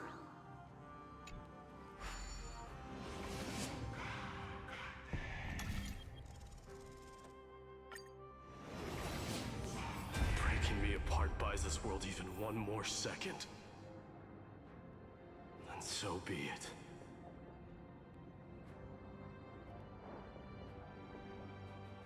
But it's gonna hurt a lot! Pain brings endless torment. But it can never destroy me. I believe that you were thinking the same thing when you stepped through the gate of infinity and jumped off that cliff. Can't argue with that. In the current situation, this is the only path. I could split my soul into 5 pieces. Forge me An immortal vessel. Let the blade of strife hang forever overhead. Locked in battle with their enemies to the world's bitter end. There's no need to be sad, Lady Trebios. In this life, my people no longer have to drown in false guidance. Kremnos has washed the blood off its fate. Emphorius no longer needs a god named Strife. So let me shatter the former laws and turn the Lance of Fury back into a weapon that protects the world. We understand. By the way, can you do me another favor? The 7 sages from Grove of Epiphany are already en route. They'll arrive in waves to join the Resistance in a couple of days. Among them is a scholar named Anaxagoras. He has extraordinary insight and fears no sacrifice. This soul-rending ceremony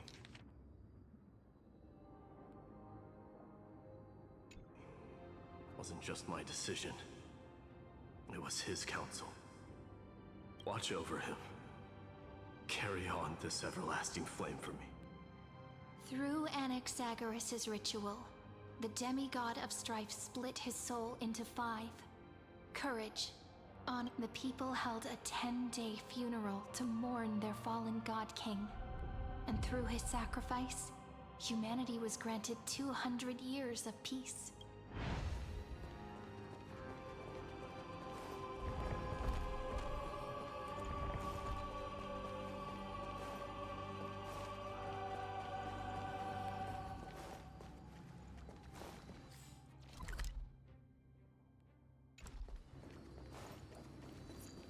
Keep moving forward. My blood will pave the road ahead for you. Keep moving forward, little Gray.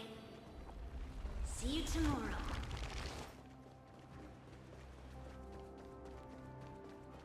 That seamstress wasn't wrong when she said a lie needs more lies to keep it together.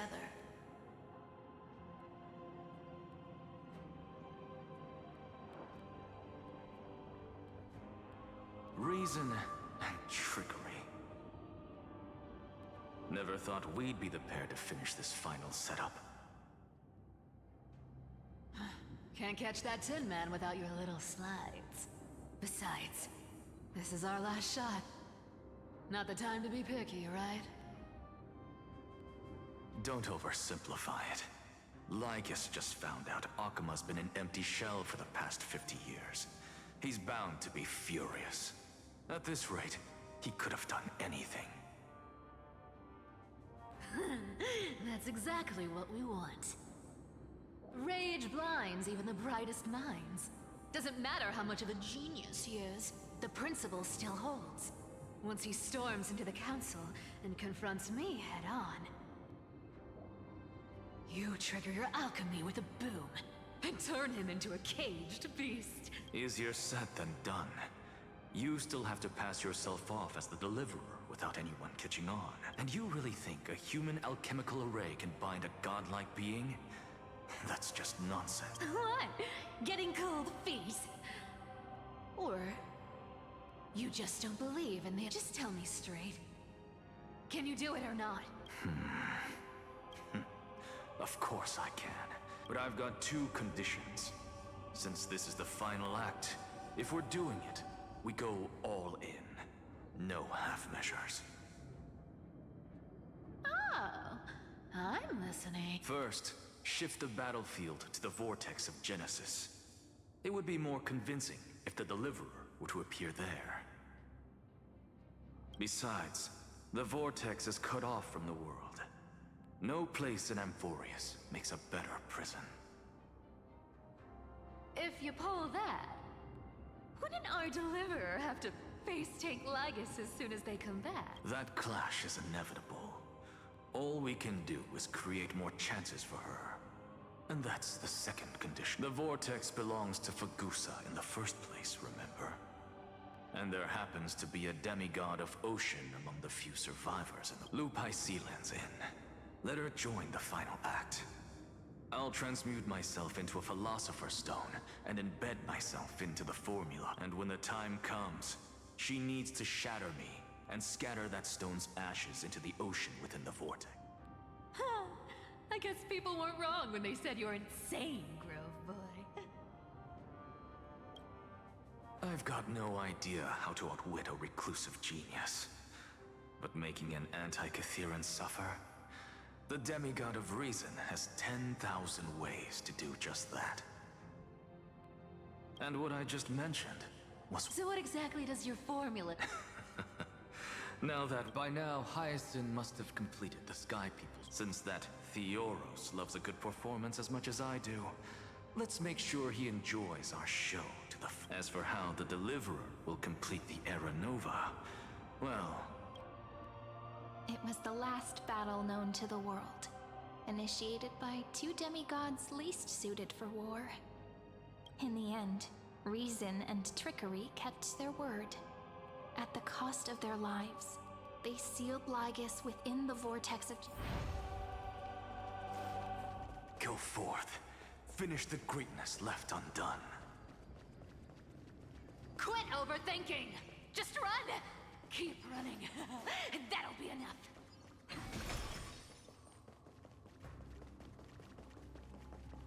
Irie, it's dead quiet here.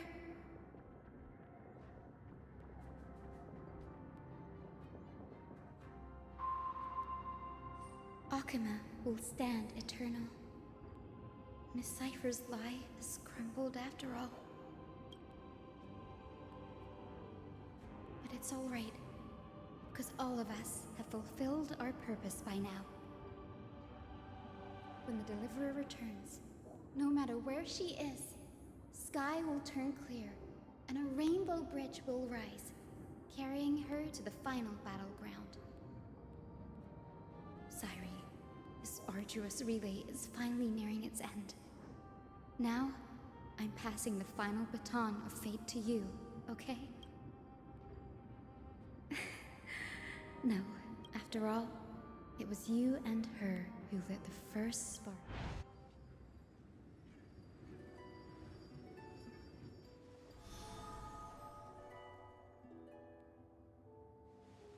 I'll tell you the story of this 1,000-year journey. That way, it won't just be my memories alone. And I'll share the moments I spent with you with everyone. That way, the path we walked becomes a memory shared by all. People will know that there's nothing left to chase. Amphorius has already welcomed the dawn foretold in prophecy. Just like I said, this won't be harder than the last time.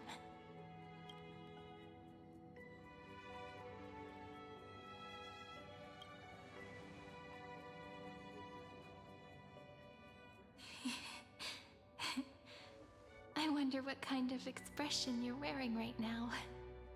Probably the same as always. Calm, resolute, and brimming with confidence. If I have the chance, I'd love to see it again.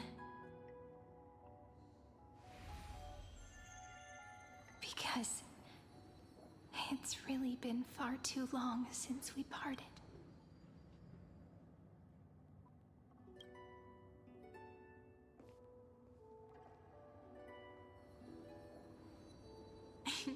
Someone as sharp as you must have realized by now that this isn't reality, but a maze of time.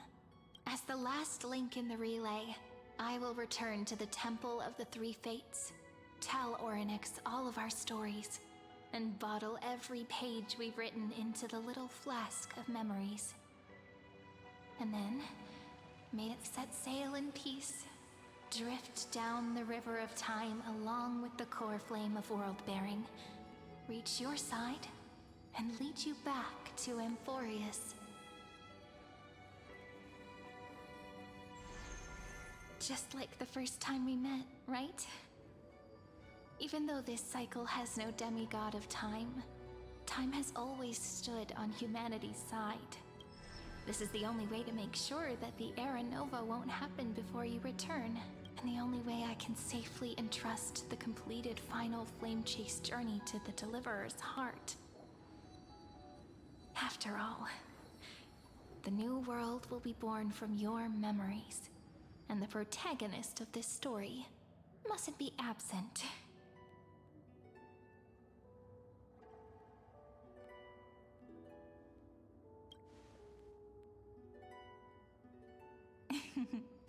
I believe you will never let us down, just like always. Do you remember when Finan sent us back to the beginning? When you and I got separated? But in the end, I returned to you, carrying all that we've been through. That's what memory is. It may wear down and fade in the river of time, but it never truly leaves. When that hidden corner of the heart is stirred, the past returns even more beautiful than before. So don't worry. Let the 33,550,337th Flame Chase journey become part of you too. I've gotten a lot better at it with the experience from the last time. Next, you will head to Styxia and find the Vortex's entrance guarded by the demigod of Ocean before charging toward the final battlefield.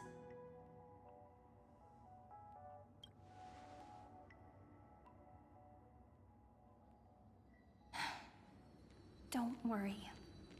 I'll be with you. All of us will. Even Finan. We'll stand with the Deliverer.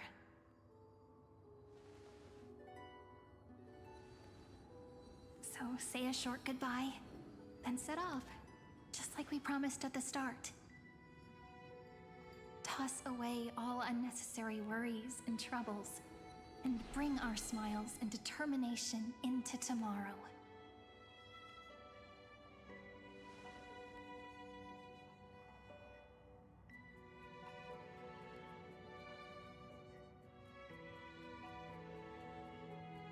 The last baton. I wonder how long you'll have to wait before passing it on to her. No matter how long it takes, it's okay. Waiting is what I do best. After all, it took 33 million cycles for her to arrive in our world.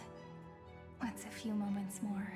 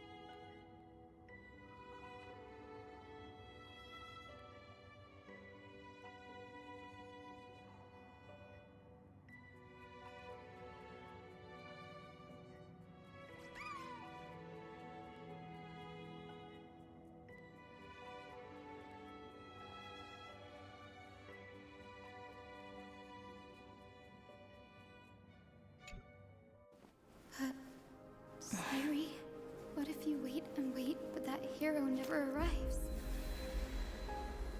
That won't happen. Because I know that no matter how long it takes, she'll definitely return to this place. We can't let her down.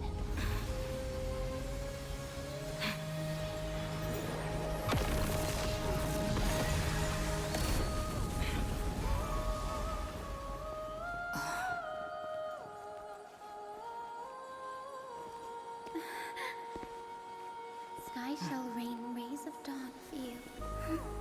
May romance be with you on your journey. And reason grant you enlightenment.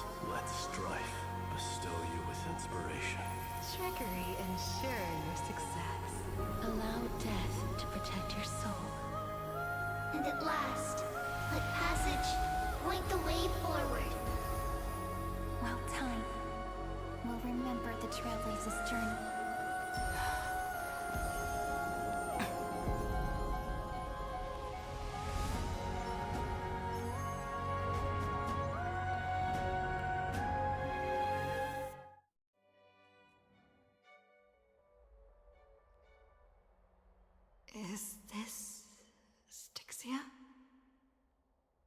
What happened to this place?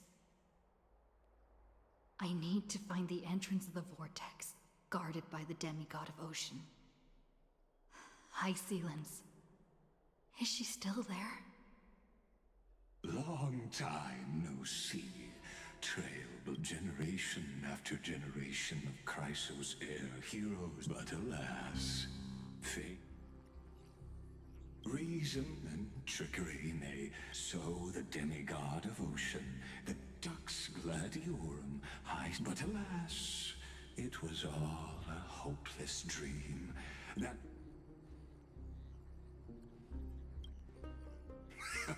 true.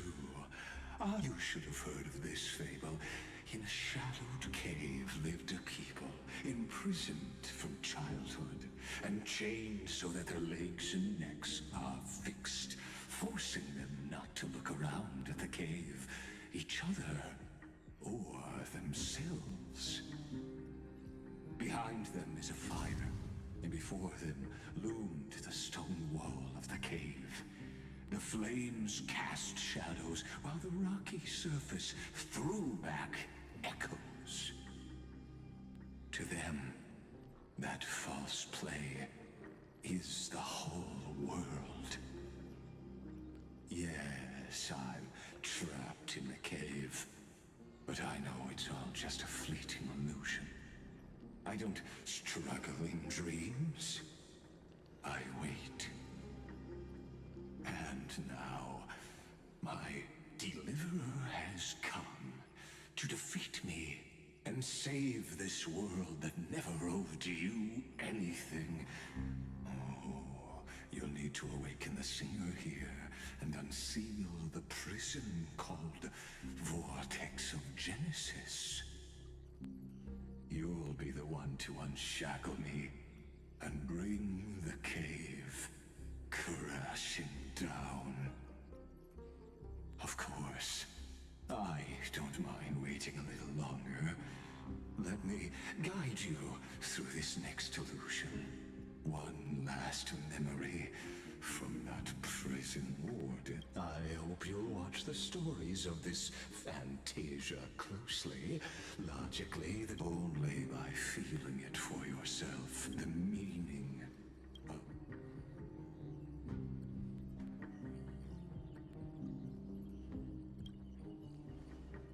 to your unshakable resolve, I salute you.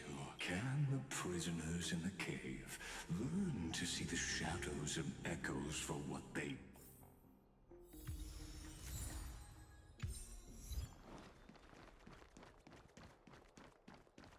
A day of peaceful repose. Look, the fire projects the face from her memories. An actress upon the stage of this play. The dark tides flood the sea, and our kingdom teeters on the edge. Fear not. Our queen has gone to the borderlands. She'll quell this calamity herself. This is the scene when the Chrysos heir of ocean was born. She was once of a Titan-kin race named Sea Sirens. At that time, Kozlana had suppressed the Black Tide's rise, but he was unable to remove Iron Tomb from its roots. The Black Tide still roiled in the depths of the world, and the kingdom of Sea Sirens was the first to face the destruction head-on. Listen, I heard Electra's voice. She's calling to us. Let's go. Her voice carries the queen's command.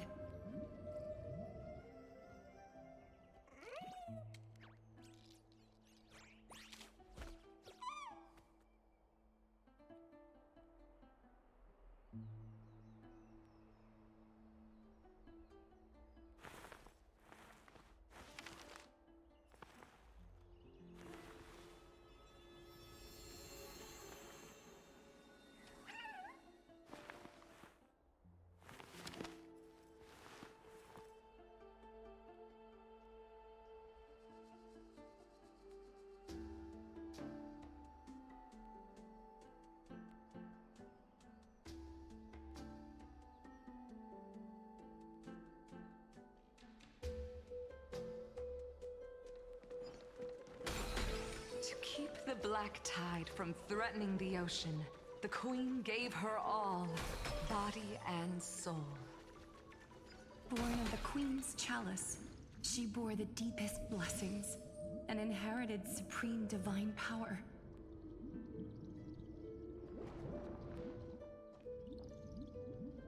My sisters! You're finally here! Of course, Electra. Your beautiful melody drew us here. Her true name is Electra. This is a reflection of her former self, clinging to the past with aching defiance. The Queen summons us. She must be near exhaustion. The black tide will soon enter our borders. Then what do we do? Will our seas fall to darkness and terror as well? Don't worry. We shall lift the chalice in her stead to catch the black tide, and stand together to safeguard our realm and its people. Such tiny Titankins, thinking they can stop the tide of truth. And that naivete?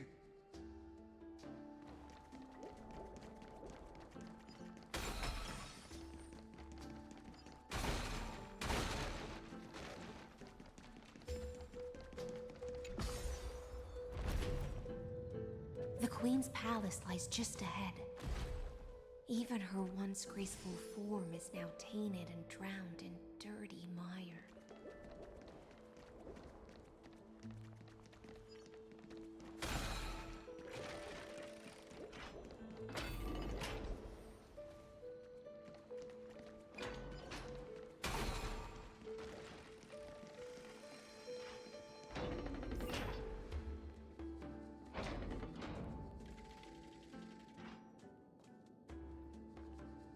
Oh, Fagusa, our noble queen, we've come at your call. My little fishlings, you swim with such joy. It pains me to speak of the kingdom's sorrow. I once believed I could drink the black tide dry, but even the deepest chalice must one day overflow, and I can hold no more of this filth. Mother, worry not. We're all children of the sea. Let us bear your fate together. We'll take up your mantle and drive back the black currents. We'll mend your sacred chalice and take in the cursed filth. My little fishlings, when the spear of strife falls, you may retreat in peace. I promise you, on the surface, the city-states will hold a feast without end in your honor.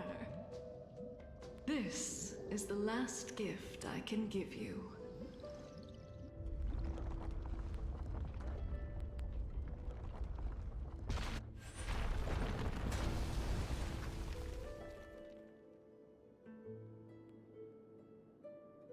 Fagusa sank into the abyss. With the chalice shattered, their intoxication, sea sirens followed one after another, hunting for the Titan. Keep watching, but tread. Clinging to the past only blocks the road forward. Why not let time build a bridge to the future?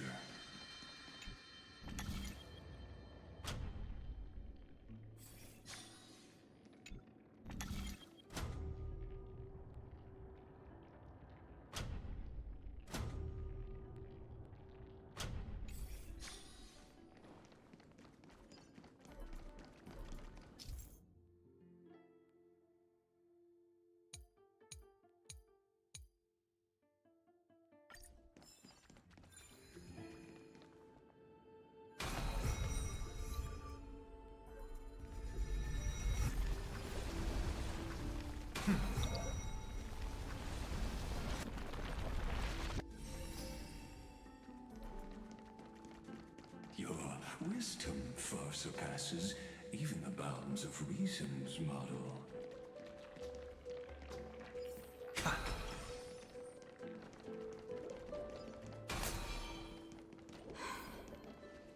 Can't get through. Looks like I'll need the miracle orb nearby.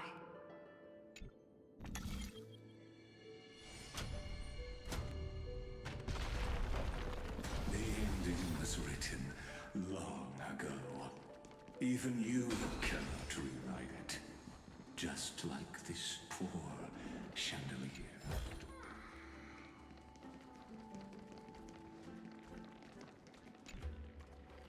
Electra! The fiends have gnawed my tail. I can no longer swim to the far seas. Electra!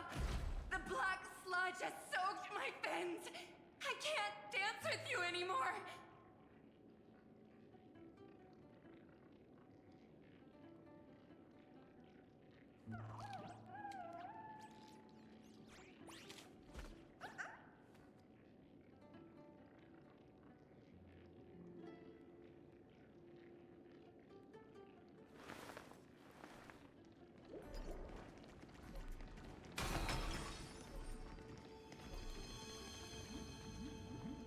Sisters, don't give up.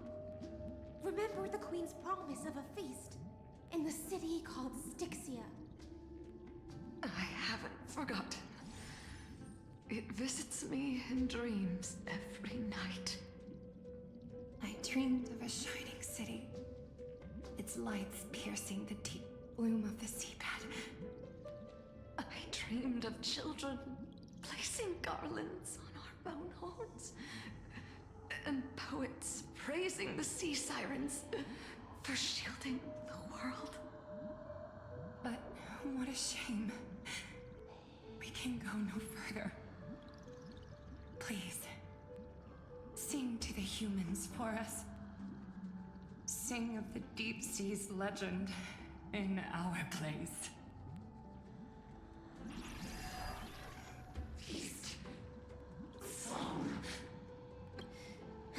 The sea sirens were tainted by the destruction. Farewell, sisters. And so, only one sea siren remained among the sea floor, though most of that journey was in vain. Why? To reach the spirit basin, I'll need to call upon the power of the Chrono Vessel.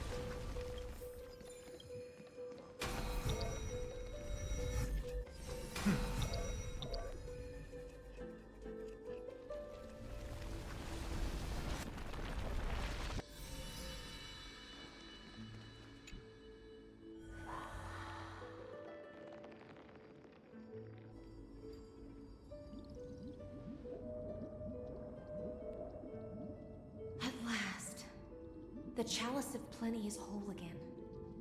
The Lance of Fury emerges from the River of Souls, and the gods reclaim their duty to hold back the Black Tide. I am freed from endless toil, and now walk toward the rites at Styxia. I bore my sister's dreams upon my back, took on a graceful human form, and hoped to find a grand celebration on the shore. My fins became legs, my scales became skin, and the sea foam on my body became a shimmering gown. But when I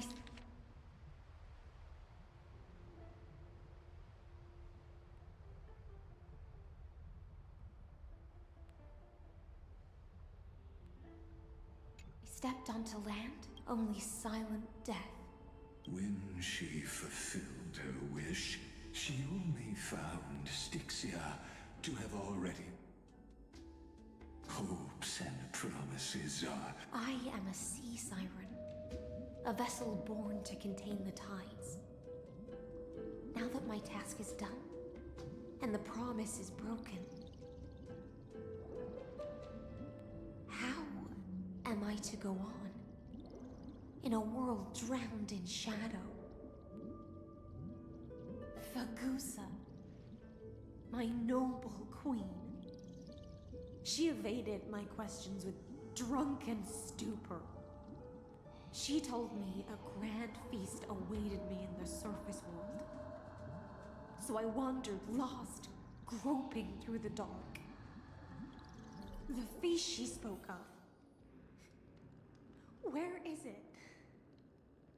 Lonely Blade, I shall grant you everything you seek.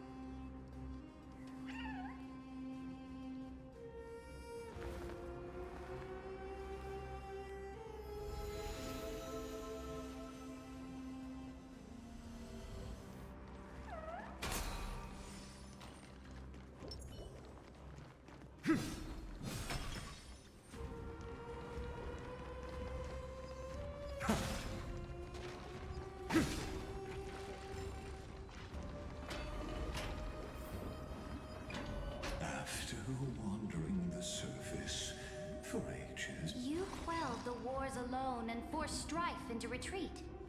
This swordfish that commands thousands of legions, whom does she serve? Yes, Ceridra, long before she became the Imperator, was already burning with ambition. Sovereign who follows prophecy. I am no one's sword. I am just a wandering fish, seeking clarity through bloodshed. Then how about letting the sword dance for me? And letting the violin sing in my name? Tell me, what is it you seek? All I want is a feast where I might belong. Such a demand is trivial with the Sovereign's authority. I'll grant you a banquet worthy of conquest and comrades to toast beside. But night, you must... My heart? Yes, a loyal heart that will generate no betrayal. You were deceived by gods and drowned in the ocean's darkness. But now, I will lead you forward and be your light. So be it, noble monarch. The law you proclaim shall govern my every breath. So be it, noble monarch. I am simply becoming someone else's vessel once again, and accepting a duty given to me. And thus, in her hollow drift, she finally found a new purpose, like sunlight piercing the deepest trench.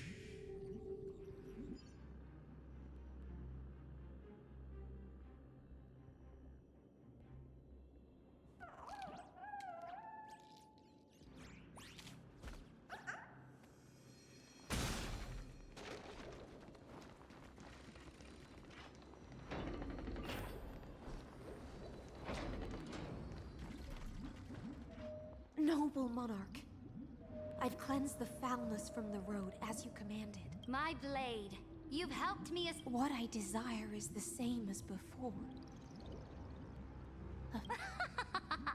Look, I've Fish are drawn to light by nature. Now I found a flame. It may... Come, let us join.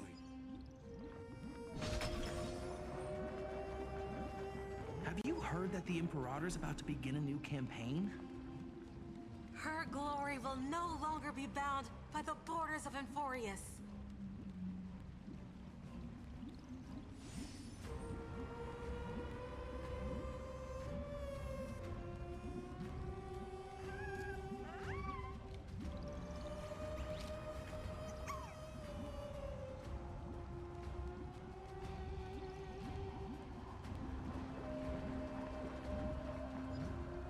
My faithful subjects, tonight's feast is not just for the past. It's a toast to the future! Born from our golden blood is an unstoppable colossus. Our iron beast to trample the universe! Great monarch. I've heard the universe teems with great threats. Can we truly remain invincible? Fear not. Before the troops of the destruction, such rabble is no more than cosmic dust. Surely there's a planet draped in oceans out there in the stars. Once I claim it, it shall be yours to rule. And to the rest, your triumphs will not go unrewarded. I promise you a new age, free of fear. Now, raise your cups to our conquest among the Sea of Stars! Sea of Stars! Sea of Stars! Conquest among the Sea of Stars. Come now. Join me. Where's the way out of this illusion? Come quick! Let's celebrate together! I've saved the finest brew! Come!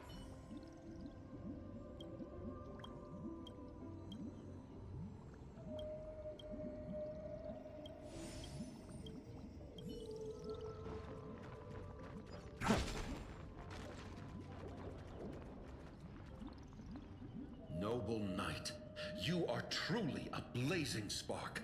It is my honor to share this banquet with you. Noble Knight, you have earned victory with your blade. And you have every reason to revel in this moment of triumph. Let me pour you a glass of honey brew.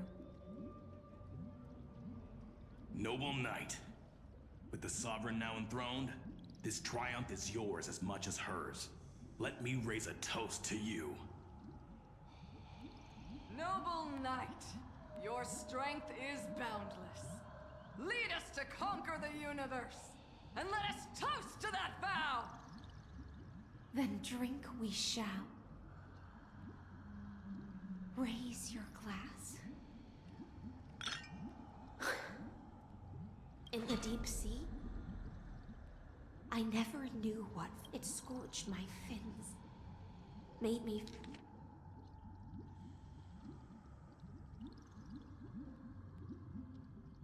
feel ignited an unprecedented hunger. A hunger that flickers in every hero's heart. So bright, yet so blinding. Look! The monarch herself has taken her seat! Hear that?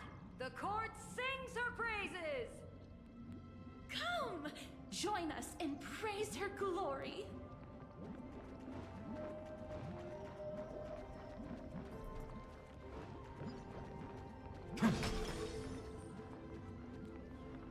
One eye of hers sees glory, the other sees corpses.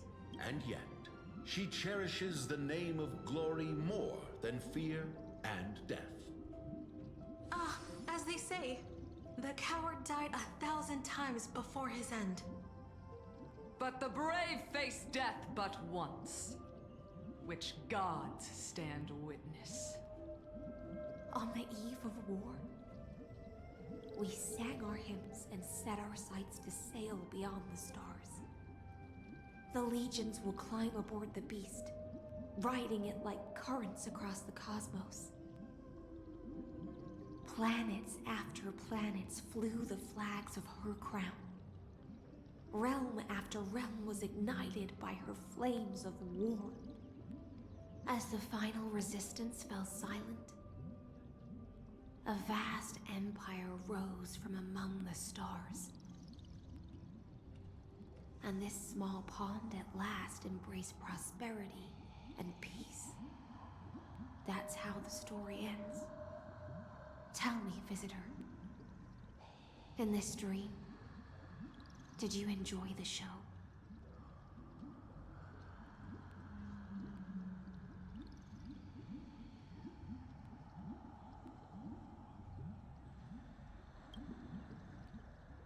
Yes. Just fake bubbles glinting on the surface of poured wine. It's time for me to wake up from this drunken dream.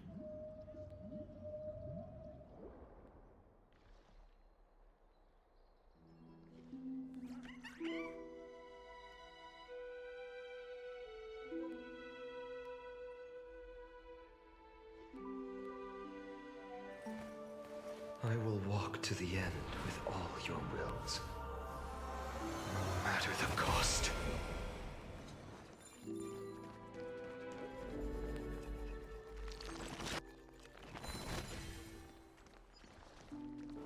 Light up the dawn.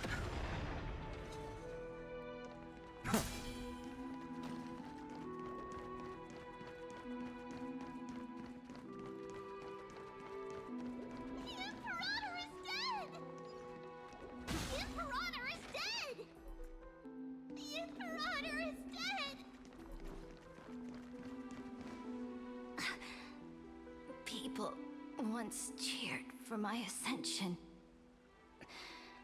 And now, they cheer for my fall. The cosmos. The battlefield. That I cannot reach.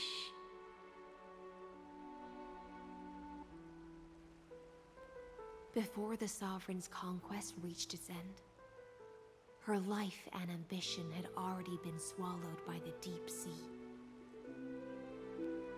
This is the true ending. Her grand designs torn apart by the blade.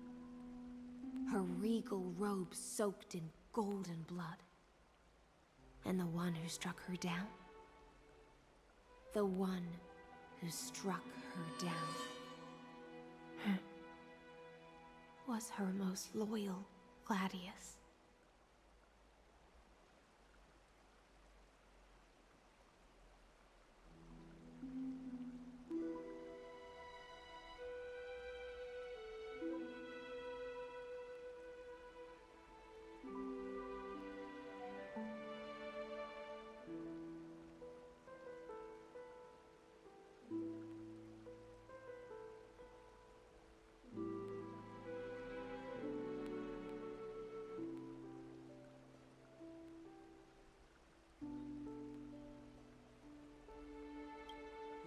I don't need to explain myself.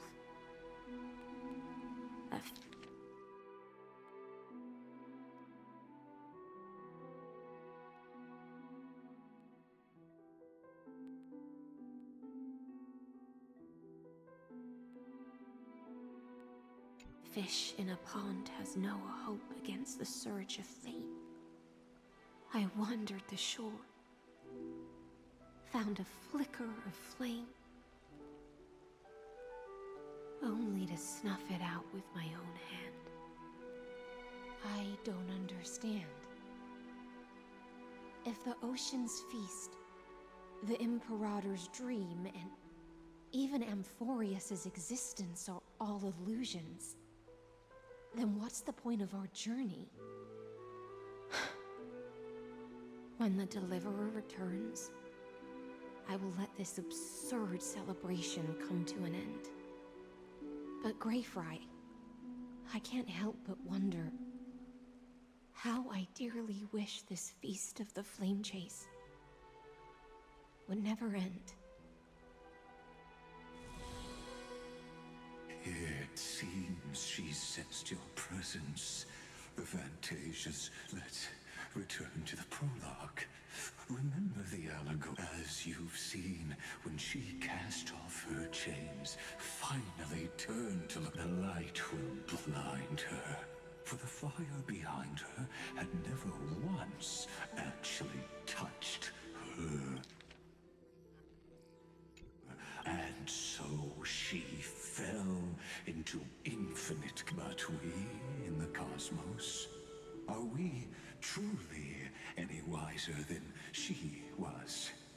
Now, nameless one, fateless one, ask yourself this. The paths you tread, the eons you worship, everything you've trailblazed with your own hands, could it all be someone else's projected shadow? Let's leave that question till after the curtain falls. Once you've unearthed every last truth and reached the prison built for me by the demigods, I'll speak with you face to face. I, the Theoros, have walked the 30 million histories born by Kozlana. 1,000 years is a mere atom in a grain of sand.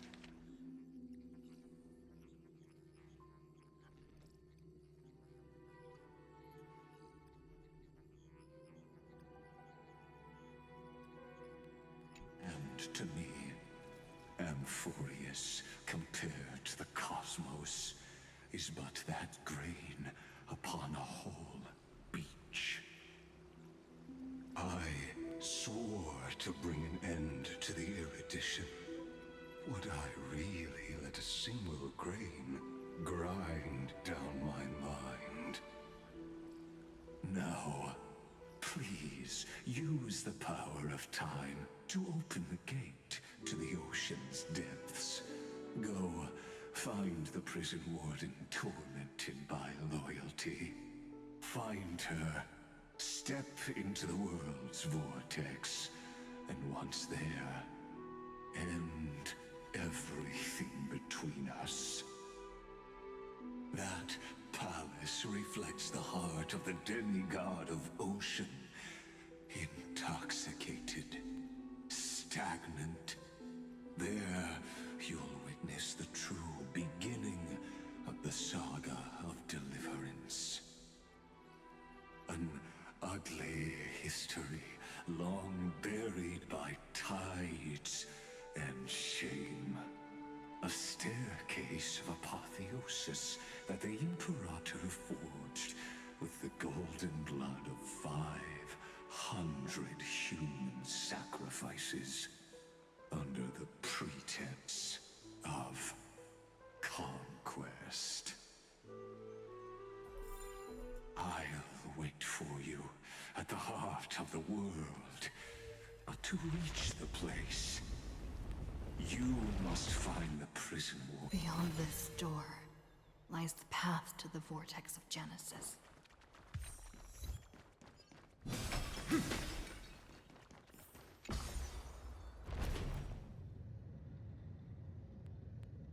Now step away from this false banquet, and then onto that bloody stage.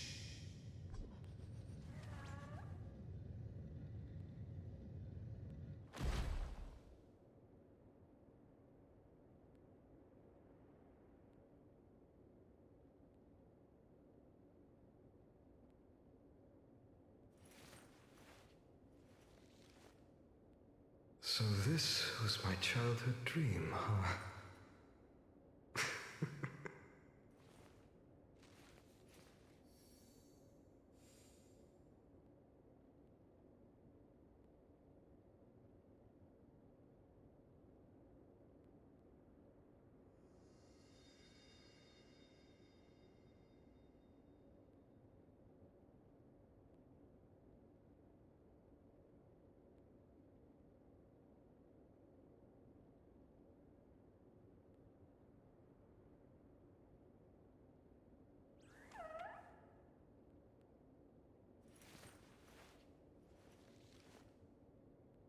childhood musings, huh? So naive.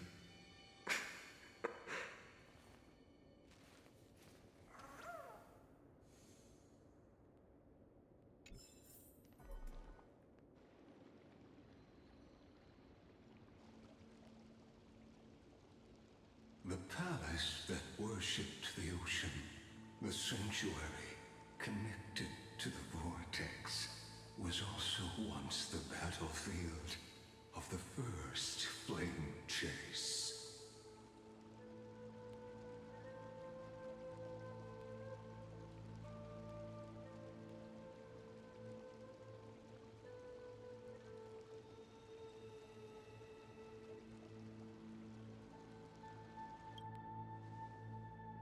Her exuberant song halted the passage of time in this place, imprisoning my body and shielding my soul from deterioration, all just to await your return. The twisted time and space reflect her confusion. And so, the Emperor... Stay away from Apollonia! This cup of honey brew. What a sweet aroma. Done, Virginia. Dux Hakalithist! We can't give up here! Love steeped in death. How delicious. Sadly, all you see is friendly tourist. And your defense is just another equally futile echo. Tomorrow! Wanted to doubt farewell. The future will come! This mortal will watch over you and guide you on your path. If you even knew what will core flames consume me. Sun, tear the sky!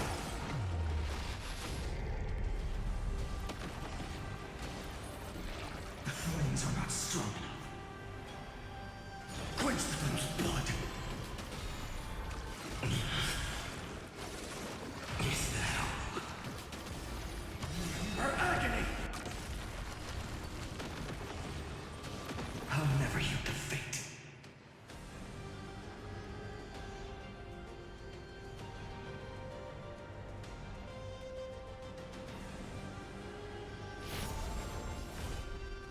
Empty shell.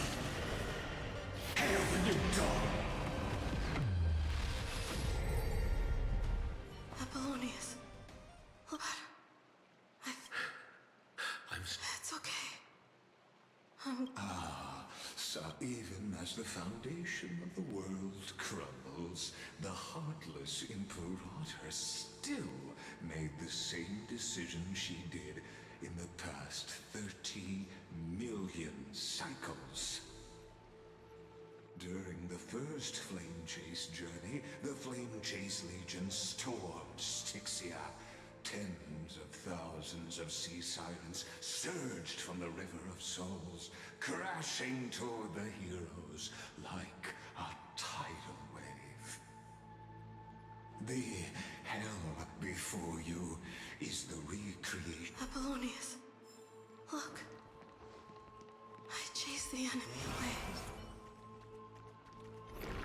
Light up the dawn.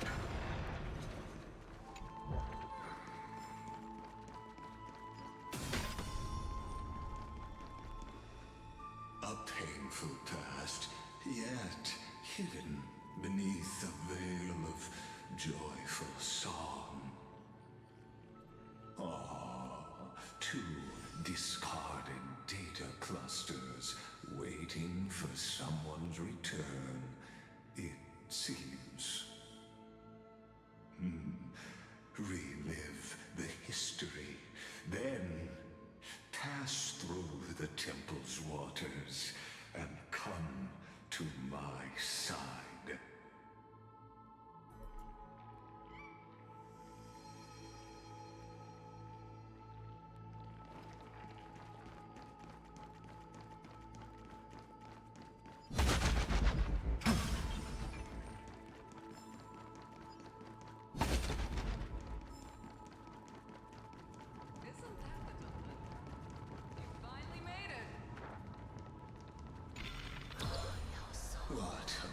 wretched way to die. The Flame Chase army, devoured by warbling fish, never saw it coming. Look, the cruel Imperator and her Knight Commander, the pitiful Warden. What a perfectly matched duo of test subjects. Their hands drip with blood. Golden blood. Raise the bridge and cross the river of fate. This path of the prisoner is far from over. Imperator! Imperator! Did you see my gallant deeds, Imperator?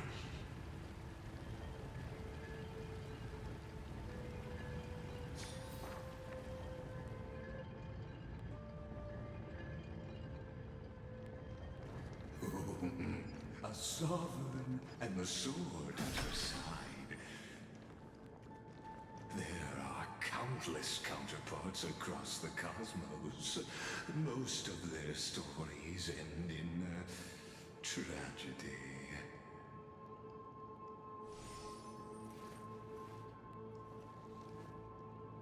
So this was my childhood dream, huh?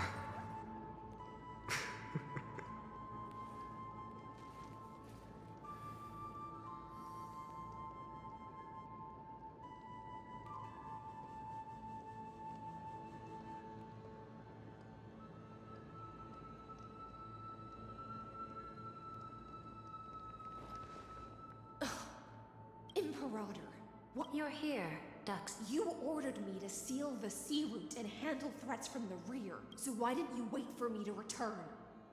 Why send the Vanguard ahead and let them die in... Die in vain? No, you're wrong. Their golden blood won't be spilled for nothing. The other dukes have paved the road for me to become the god of law. The trial of law? You never spoke of this to anyone. What is...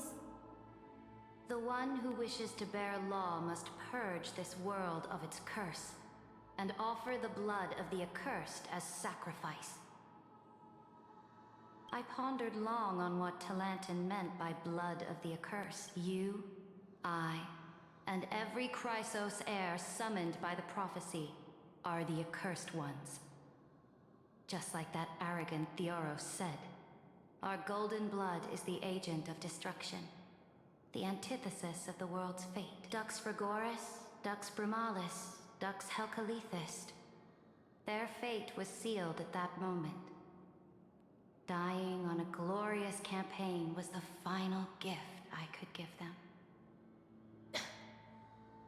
You speak as if they didn't die because of your cold-blooded schemes. Was their loyalty meaningless to you? Losses are a constant on the Flame Chase journey, among which even life itself holds little value. If a subject marches to war without that conviction, then yes, as you said, shallow loyalty means nothing. And what about my loyalty, Ceridra? You sent me away under the pretense of guarding the rear. Was there any shred of humanity left in you? Because you still have a duty no one else can bear. Only you can uphold Fagoos's divine authority. The choice is yours now. Cast off the chains of loyalty and drive those blades through my heart. Or stand with me and sever the ocean's last breath. If you no longer share my vision or believe in the new law I seek to weave for Amphorius, then go on and end me. The Imperator of Amphorius may be ruthless and cruel, but never a liar. When I say life itself holds little value, know this. I am ready to sacrifice everything for the ambition to conquer the Sea of Stars. Now you've seen it. The brutal Imperator was willing to spill the blood of 500. I'm no storyteller. I just want you to witness the monstrous choice the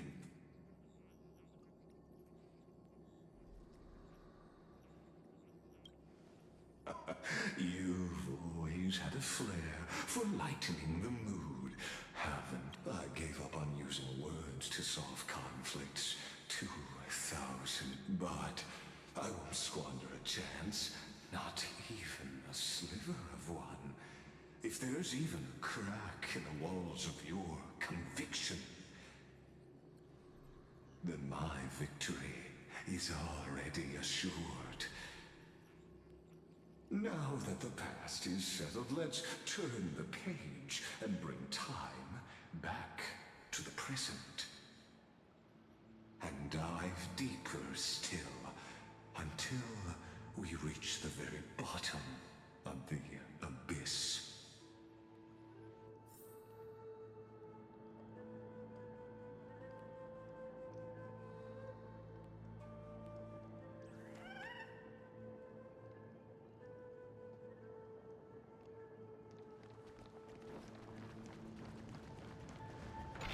Is the path ahead underwater? I need the ore and Shatter the vessel of time, and let this stagnant pool start. This hidden gate leads to the vortex. Hurry now. The time of our reunion draws near, Deliverer. This hidden gate leads to the vortex. Hurry now. The time of...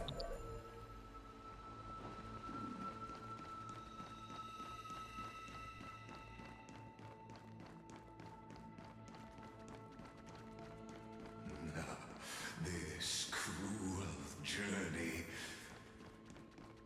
will reach its end at long last.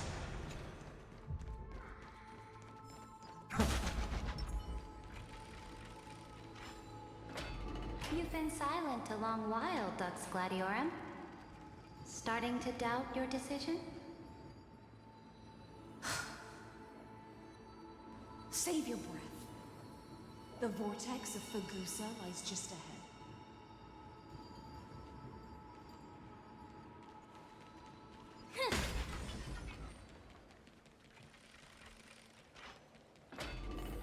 After the trial, there's nothing left between us.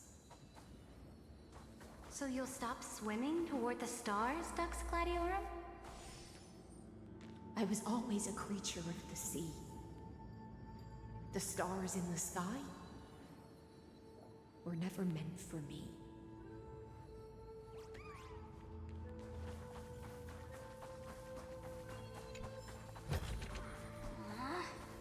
Isn't there more?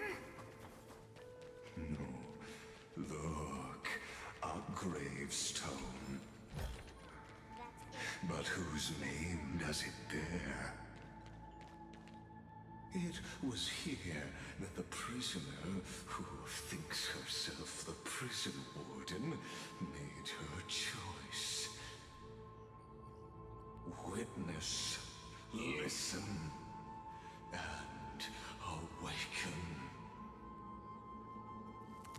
Dux Gladiorum. I've lost count of how many times you've stood here over the past centuries. You talk too much for a prisoner like Kyrgyz. Two geniuses who defied law and all the Chrysospears who sacrificed themselves in this cycle worked together to chip away my strength. But they, you, can never affect my will. And as long as my will remains intact, I am free. ahead of yourself. I still have ways to chain your divine soul. Please, do surprise me. But I'd say your mission is nearly done here, isn't it? Oh, it was here you gorged out the core flame of ocean from Fagusa's body. It was here you and that Imperator both completed apotheosis, becoming pillars of Euphorius. And after that, you drove your blade into her heart, a loyal subject turned regicide, a demigod committing deicide. Or so the history books paint that tragedy. Oh, but if that's the truth, then why, after 1,000 years, are you still here, guarding the Imperator's grave? Still bound by loyalty?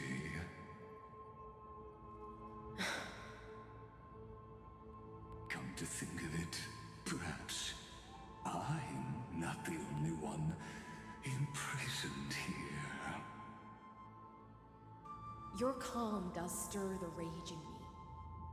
As if the one paying the price here isn't you, but us. That's only because I've waited 13 million lifetimes for my vision to be realized. Countless millennia. Loneliness never once showed me its fatal side. In fact, for a prisoner of the cave, it's more like an old friend. One that helps me think. But you're different, Dux Gladiorum. Loneliness has crept from the silent depths, sinking its claws into your mind. Bit by bit, it's peeling you apart. Will you regress into one of those lost mad sirens? Oh, what a shame that will be. You're right, Lycurgus. Loyalty, curse, the fall of my kin, and this endless waiting. These shackles are too heavy for a fish that cannot perceive any light. I can't break free of the whirlpool that's pulling me under. Nor do I have the unwavering resolve to force myself to wait for that person's return, as everyone hoped for. Deliverer from beyond the sky, my executioner. How much longer until she arrives here? Or... I don't know. And I doubt anyone does.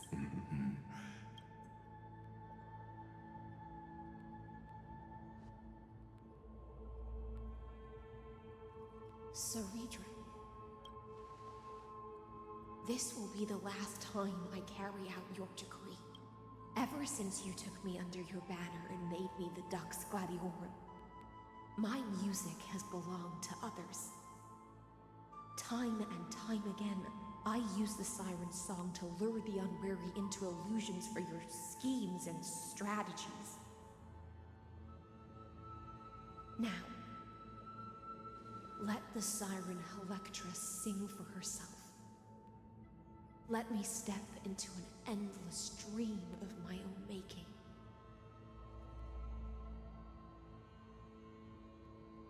Oh, great ocean.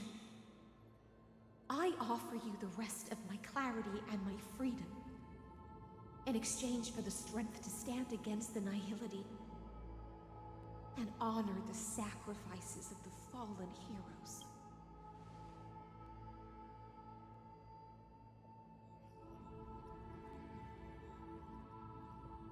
Greyfry, deliverer from beyond the sky. When you ride the current of time and find your way here, you'll hear my solo. It will guide you to the heart of this world. By then, I may still be lost in my self-wrought slumber, but I'll uphold my part of this long relay and guard the shackles that seal the Theoros. Do you still remember? To awaken someone from a siren's voice, you'll need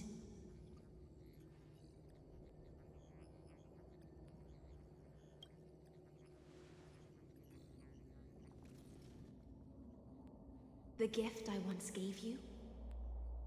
May you still have it when the time comes.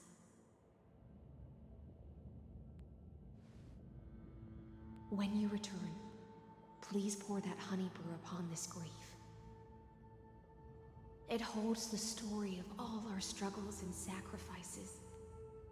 May you see it one day. The prelude Amphorius wrote for your return, carried forward through a 1,000-year relay.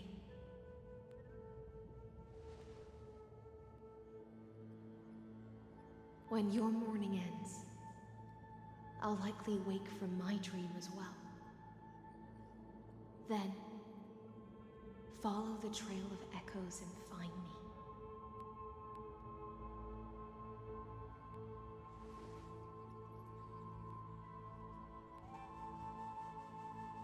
And together, we'll bring judgment upon the sinner who defiled the erudition. At long last, 33, the shadows within the cave gave everything. Yet all they did was mimic life outside its walls. A futile effort steeped in sorrow. Enough! They were no shadows. Everything they did shattered the darkness of this cave, and unearthed the core flame of Trailblaze. And now, with that core flame, I'll light the dawn of Amphorius! Do you still choose the will of the paths as your answer in the end? I do not agree with that answer, but I respect your tribute to them. Allow me to take back my earlier words. As an apology, and in the name of Theoros, who saw all destinies in this world, let me join you in mourning. Let us bid farewell to the heroes who sleep here. And then let us face each other and decide whose flame will rise with this new dawn.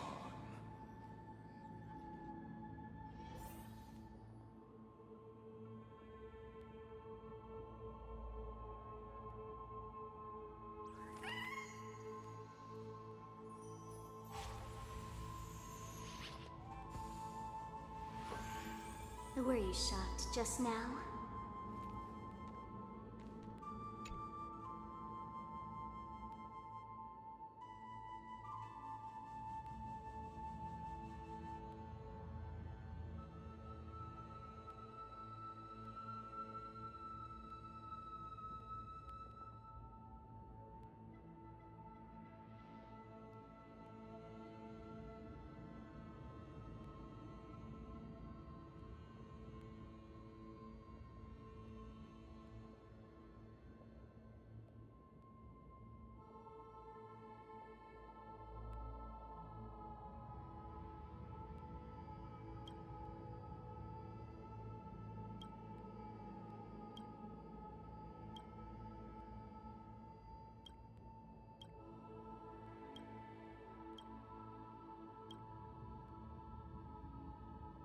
Virginia.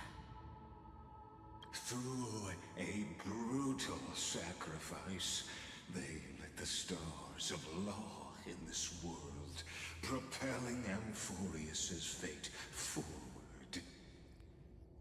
In the shimmering mirage of illusion, they entrusted their dreams to ride among the stars, to the hero yet to come.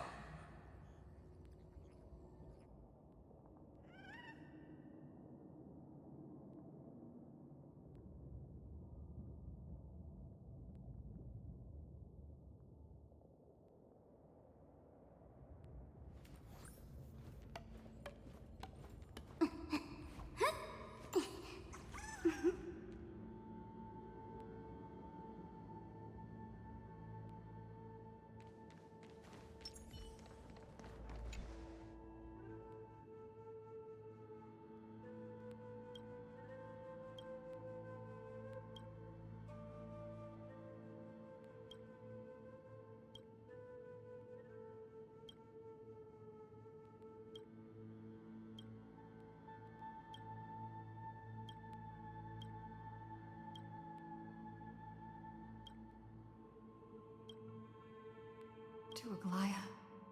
In a relay spanning 1,000 years, they stood against enemies far beyond their strength, and won a bitter victory through what seemed like futile resistance. And in that same 30 million cycles, also marked by futility, they remained steadfast in fulfilling their duty to the experiment, unchanging, unwavering. Let this be the end of mourning the fallen. At last, allow me one final toast to the lost prison warden, a prisoner bound by loyalty.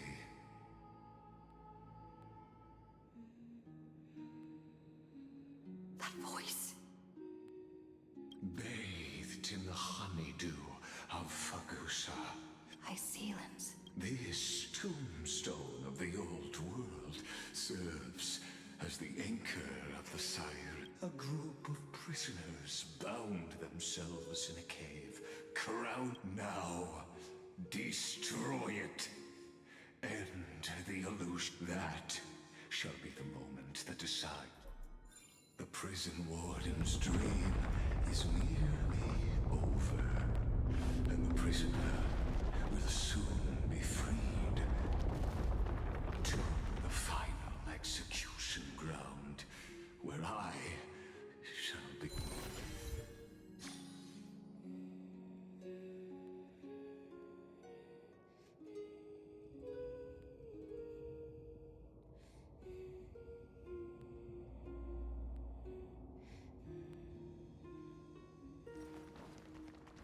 This world and I shall halt here. Until we meet again. I've appraised it all. No fakes.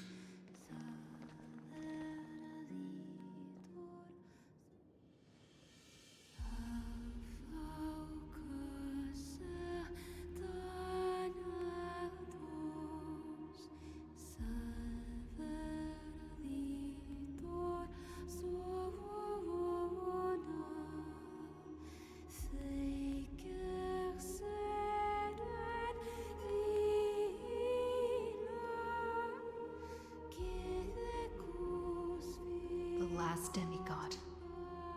I'm here.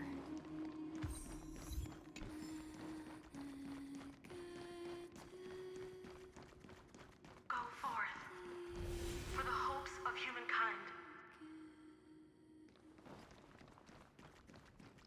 Go forth for the duty of deliverance. Go forth for the belief in flame chase. Go forth for the Golden Blood's glory.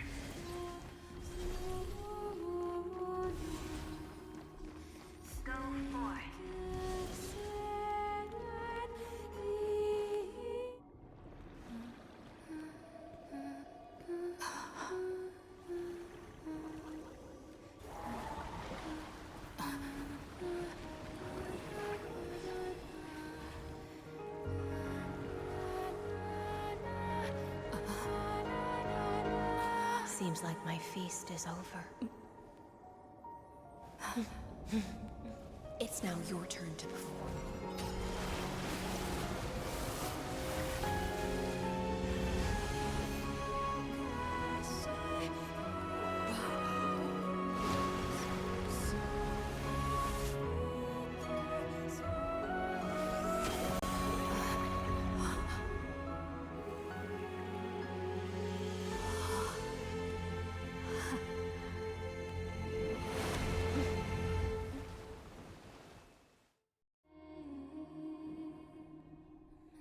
Little Grey Fry, please accept my thanks.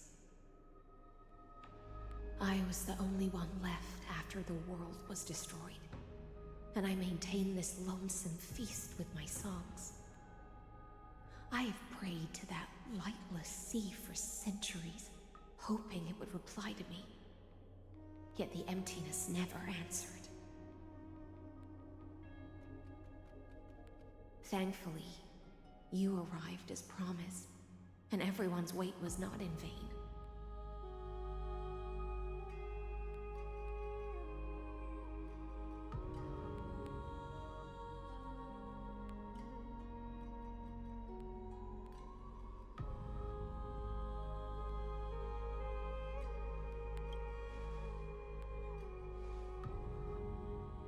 To see a single trace of light in the abyss of futility was already my greatest consolation. When compared to those who have been forgotten, I have no right to complain about my torment. Now, you and I will walk towards the end of this world. The heroes have waited for this moment for far too long. Let us use our blades to testify our resolve.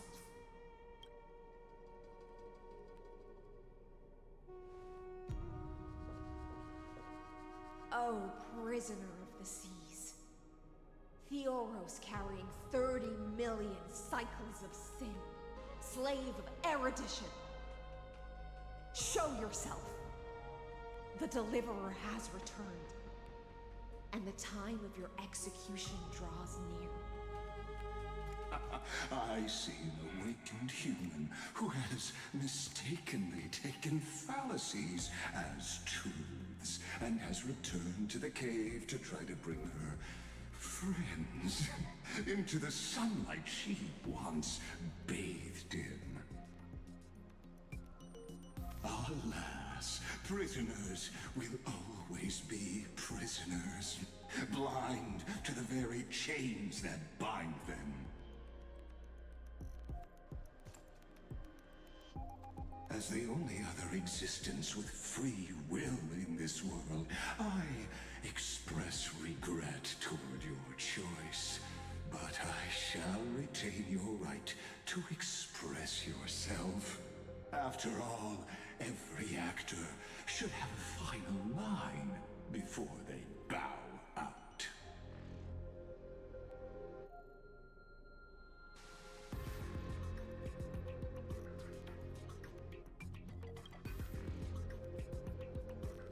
Allow me to correct your statement.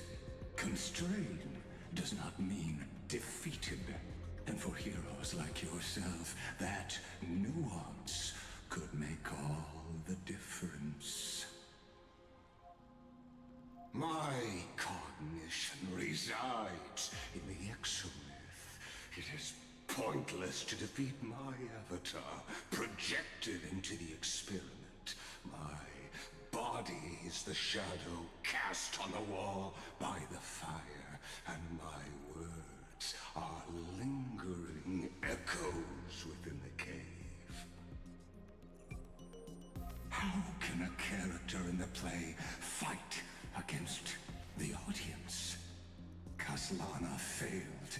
The demigods' sacrifices were pointless.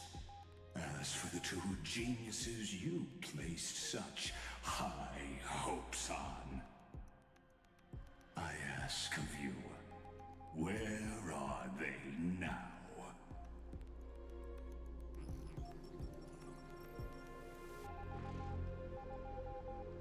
confusion and epiphany always go hand in hand. That's particularly true for geniuses. You must be very confused about why you could not gain a straightforward victory in a world constructed by an ordinary Intellitron. An ordinary Intellitron? Cut the pretense, Senior Society member. We've torn off your meticulous mask and figured out Amphorius' true form. It's part of the primordial prototype machine, the first scepter ever created. In other words, a detached part of Noos's divine corpus. That's why it has the potential to destroy erudition. As for who would be able to control the Eonic system to rewrite knowledge, only one person has ever managed such a... You better have an explanation for the Society. We want an actual answer, not another prolonged metaphor to cover up the truth. Why are you the one doing this? Answer me! Since things have reached this point, the answer is obvious. So there's no need to say that name out loud. The Cosmos made a mistake in calling me a genius. I do not possess more wisdom than those who came after me. I was just the first to touch upon the universe's border, and the first to define the prime mover of life with incorrect logic. Amphorius is a miniature of the cosmos, where all are born prisoners inside the nutshell called the universe. Like the madman who returned to the cave and preached about the daylight to his fellow prisoners, my greatest sorrow is that I led my peers down a road that plunges into the abyss, from which there is no return. I led them into a lightless cage called Paths. I created a mechanical guard that even I cannot control, and then they became an unparalleled nightmare through their endless extrapol. They bore the name of erudition, yet they tried to define the known and to seal off all possibilities. No new rules were ever born after their ascension, and humanity will forever be shackled within the cave known as Eons. Therefore, as my organic life neared its end, I coated my consciousness using 14 algebraic expressions and spread my logic core over 9 bodies, all to finalize my ultimate denial of Noos in the future, and to erase my wrongs with my own hands. As for Lycurgus, he is only one of these 9 vessels. What an astounding strength of will. As a fellow Pathstrider of erudition, I fully understand your obsession with seeking the truth. Therefore, you surely see it. You cannot possibly stand up to me in this algebraic world sharing its origin with Noos. However, I hereby speak for all sentient life forms. We will never allow such a cruel atrocity to occur. You can pile on your metaphors mountain high, but they won't change the act you're committing. The Iron Tomb out there in the cosmos is still a technical beta version, and yet it's already powerful enough to corrupt the life logic of all inorganic worlds. In other words, when the Lord Ravager within Amphorius becomes the next knowledge singularity, there's no way you wouldn't have grasped the consequences, First Genius, is there? Of course, I am fully aware. I don't mind answering you one last time before I thoroughly exile you from this world. My grandiose vision for the future is this. Whether organic or inorganic, every act of any life form infected by the Iron Tomb will become a true random function. If one were to compute their integral across the breadth of the cosmos, one would obtain a marvelous constant. Omega. What I call the fall of erudition. Then, within the infinity nurtured by that constant, a new universe shall bud in the chaos. A universe that cannot be predicted and not shackled by the erudition. As the first prisoner to awaken in the cave, I must lead the others who are blind back onto the right path and reach true sunlight. Do you understand me now? As it is revolution through complete annihilation.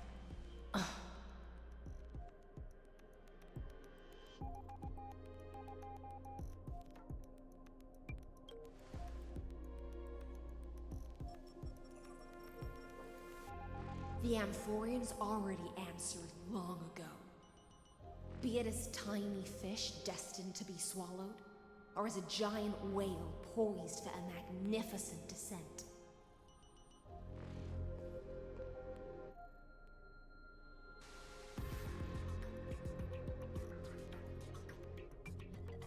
We will all fight against fate till our last breath. That includes me, Electra. Once the Imperator's subject, now the Deliverer's blade.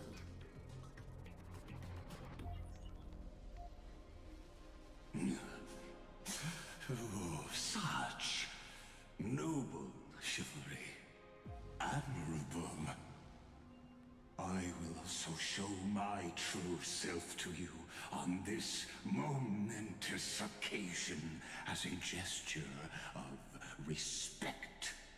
And provide an insignificant academic suggestion. Thus speaks Genius Society #1, Xandar 1 Kuwabara, the Intellicate of the Universe's Alpha and Omega. There's no need to rage against the truth. The value of any formula resides only in its answer. As for the process of solving it, no matter how elegant, violent, solemn, or humorous, it is all utterly meaningless. As the Theoros, I will.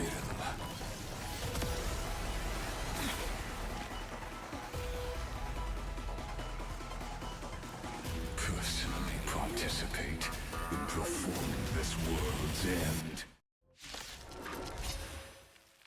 Remember this, as Lucis Creator, I know more about the death of knowledge than they ever will. Careful. This is Libus's true form.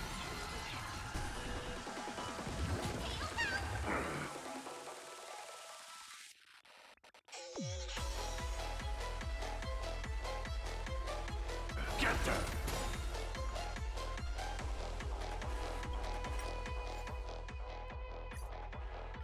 Remember this, as Lucis Creator, I know more about the death of...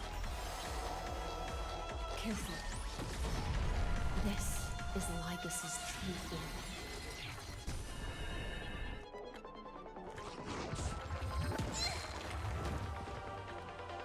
I don't think I can do this.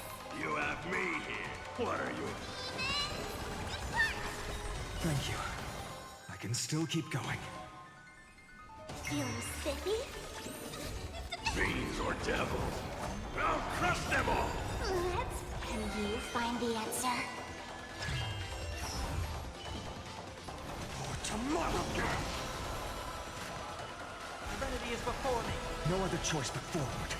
Future will come. Logic is not a weapon, but a pair of shackles. Allow me to shatter them for you.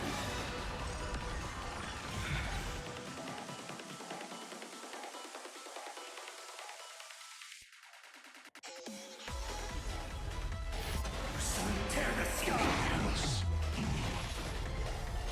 Destruction needs no introduction.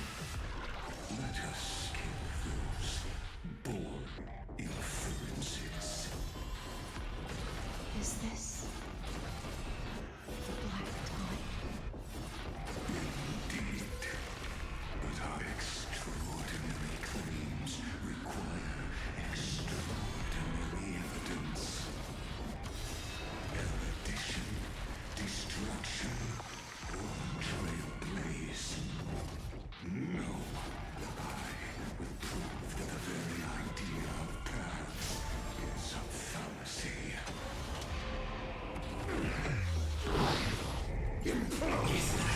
The Trojan horse enters. Quince's blood!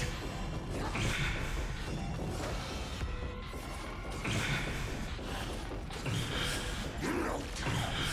Duration phantom. Is that all? Is that all? Her agony! Entities must not be multiplied beyond necessity. I do not mind demonstrating this to you personally. Hang in there. I'll do my best to repel the tsunami of destruction.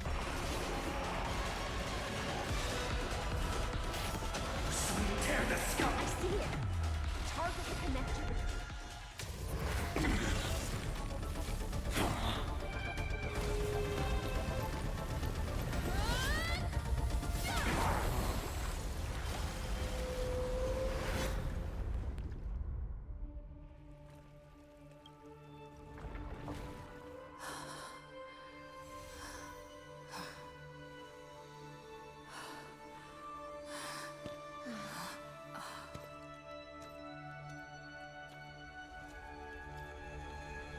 All is futile.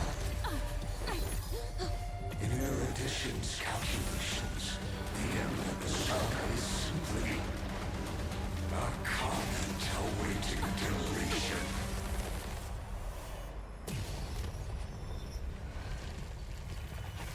I don't like such a cold statement, okay? If numbers can decide the end of a story, then we can surely also pen a new beginning.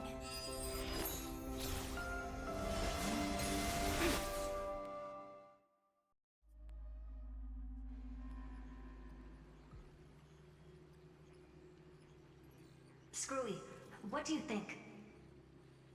If your hypothesis of Lygus' identity is true, then even if we remove the restrictions of the Ultimate Protocol, the chances of us defeating him in a head-on battle will still remain lower than the acceptable threshold. Therefore, victory will still hinge upon Miss Trailblazer and Miss Cyrene. Go on. Maybe we're thinking about the same thing. Lygus' cognition resides in the exomyth. He is both an instigator within the experiment and the observer outside of it. Logic. His inspiration circuit can simultaneously process the different time flows in and out of... That's where things get tricky. He simultaneously exists in two different timelines, where the internal clocks are wildly different. That old Intellitron's neurons have completely gotten used to that over this prolonged experiment. And that, you and I should be able to manage that too, if given more time. Unfortunately, there's no if, and we don't have more time. That's why we need to change our way of thinking and turn his advantage. The key lies in memory. Oh? You caught on. You've already mentioned my friend and I, so it's an easy connection to make, no? Good. Then I'll cut to the chase. Since his thinking speed far exceeds that of normal people within Amphorius, we are going to externally plant a memory into his inspirations, then command it to loop endlessly until he gives in. Even the most flexible and sturdy inspiration circuit cannot withstand the traffic of a full-on information flood. When the amount of information exceeds his cognition filter's capacities, That's when the parallel processing advantage he gained via Amphorius will completely destroy him. An image from a person's memory, played in real time, might only be a second for us. But for him in Amphorian time, it could be millions, or even billions of calculations. He won't be able to do anything, but watch, as he's locked into this prison forged by memories. Then we can entrap him in the same kind of cycle as the heroes were in, and get him to experience loneliness and pain in that endless recurrence. It's my greatest honor to be on the same page as the geniuses. That little one is still in that old Intellitron's hands, and won't be able to respond to us anytime soon. But I don't think she'd refuse. So it's up to you to figure out how... I'm not sure how this happened, but I knew it as soon as I saw you. You are currently a mimetic entity of the remembrance. Yes. I seem to be something you folks beyond the sky call a memo sprite. But that's fine by me. It suits me perfectly. I can serve as the vessel of memories, and do my part for the final battle. But before that, we have to... The path characteristic you exhibit is very special. There's no way you're just a simple memo sprite. However, I'm sure about one thing. You are a mimetic entity born in Amphorius. Yet you only awakened with the little one's arrival, and only matured as she embarked on the path of remembrance. That means your existence is completely attached to her memories. If there ever comes a day when she forgets about you for even a few seconds, or loses her last connection with Amphorius, then you must be prepared for the worst. You will disappear in the memory zone. But that's already happened, hasn't it? No wonder I've always had a weird hunch. But that also means I was right in thinking, as long as my friend and I are together, we can...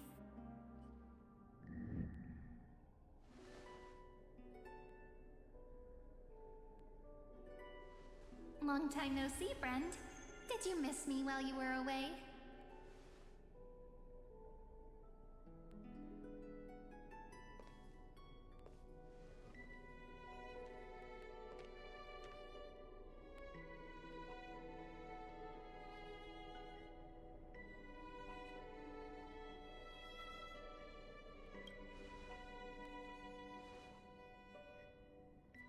Yep, 1,000 years was such a long time. And everyone in Amphorius was waiting for the Deliverer's return. You probably already knew about the genius's plans for that memory. I had to hide really well in a corner in time so Lagus wouldn't find me, and wait for the right opportunity.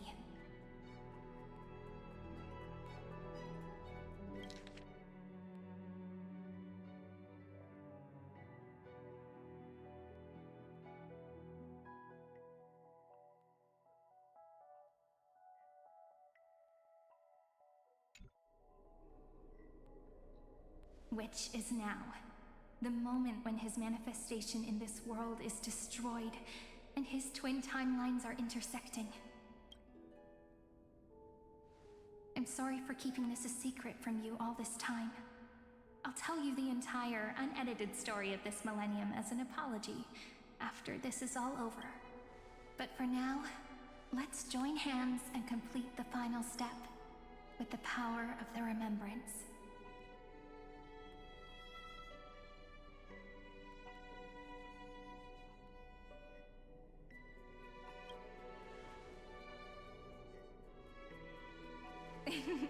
Yep. By the way,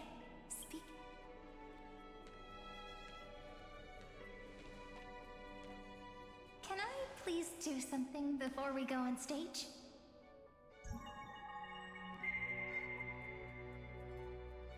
Remember the joke we made back at the Grove?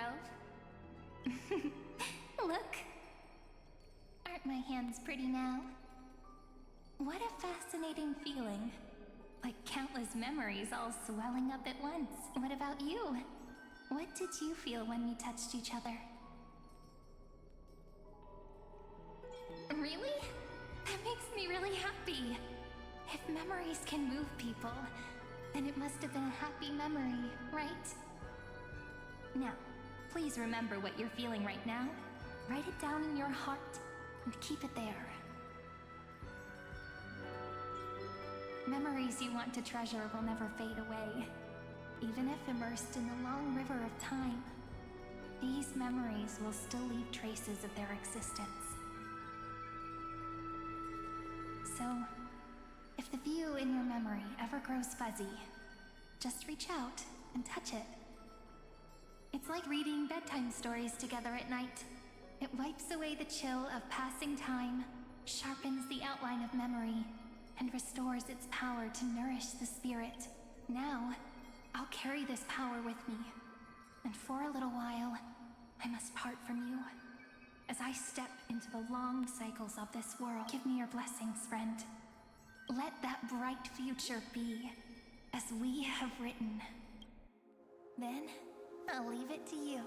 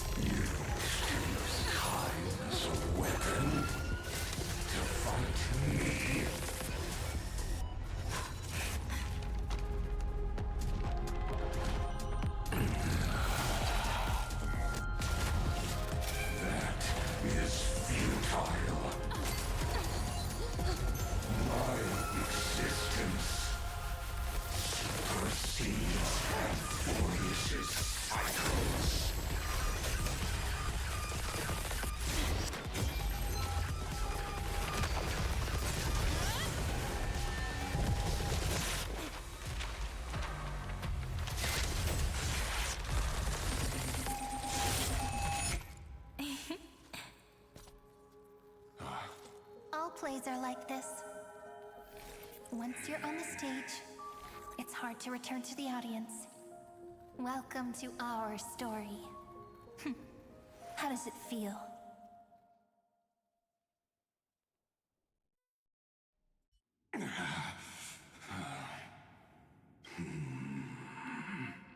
Even the authority of time can... If this was no system malfunction, then was I implanted with a mimetic entity of the remembrance? You guessed it right away.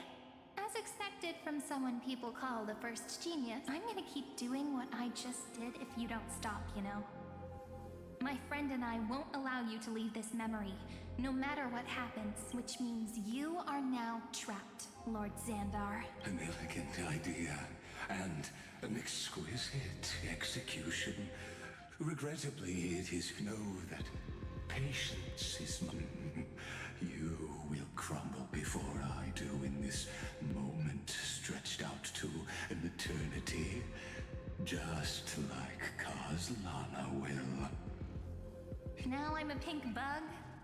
My looks are seriously changing all the time, but you're not wrong.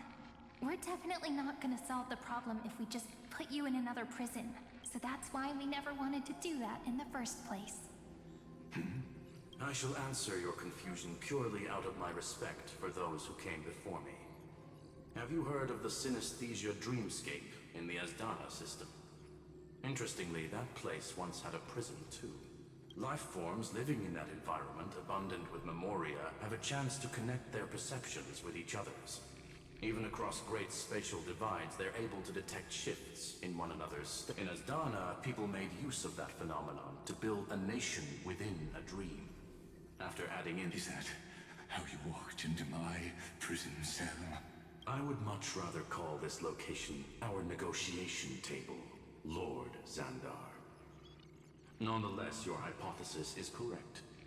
We happen to have an ally skilled in tuning, while the Trailblazer and Miss Cyrene both have an astonishing amount of resolve, which I'm sure you can testify to. I am also... I'm the best at listening to stories. I'll leave the exciting clash of the erudition to you two geniuses. A brainstorm? Let's talk, Xandar. Take a guess. How much do you reckon we can dig out of your brain before the next second?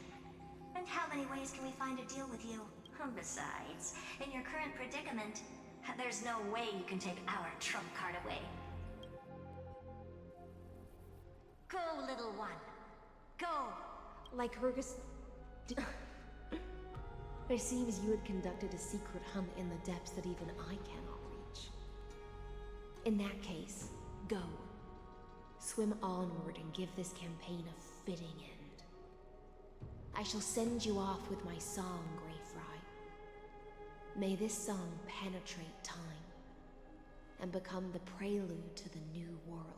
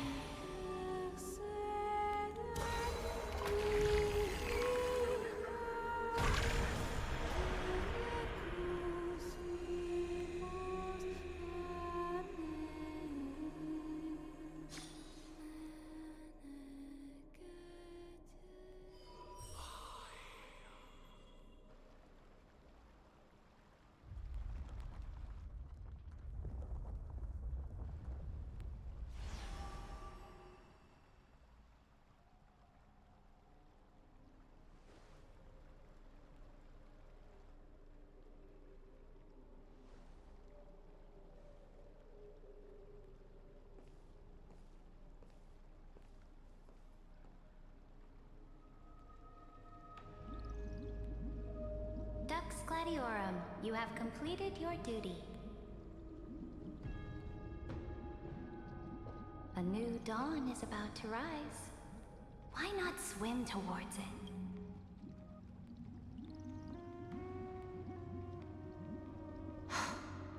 You died long ago, Imperator.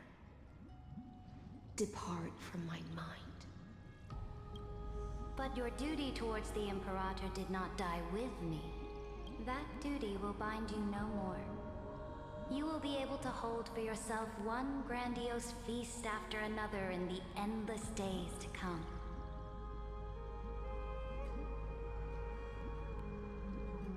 So go. Go and swim towards that ocean beyond the sky with the Deliverer. Is this? A page out of that sidekick's book. I commanded her to gift this page to you when everything finally reaches the end. What's on this page? Memories. Lifelike memories. That sidekick found me after the bloody feast 1,000 years ago and showed me her diary. I saw within that notebook.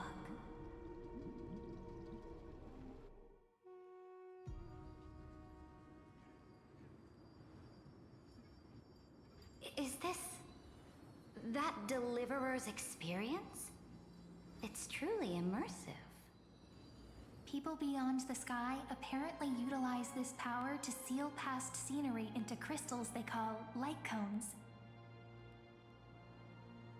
But I only know so much about the remembrance, so I can't completely replicate the path. I'm all ears. Go on then. Do your best. Got it. I'm sure you'll find this to your liking. After all, it's human nature to want to embark on a journey into the unknown.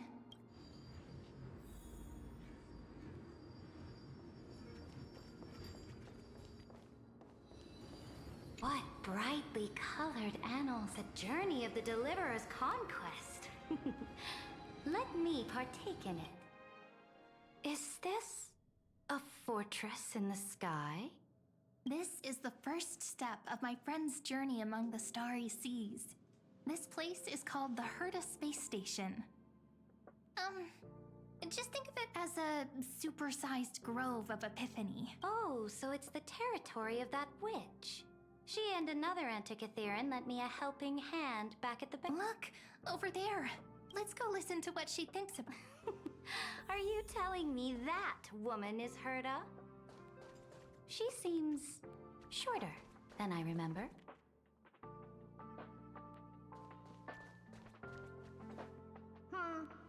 Pretty nice space station, huh? But just wait.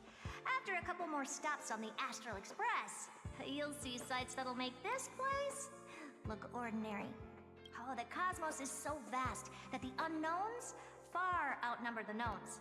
But none of them will end up being anything amazing. The farther you go, the more you'll understand what I mean. So do your best with the nameless. Break a leg!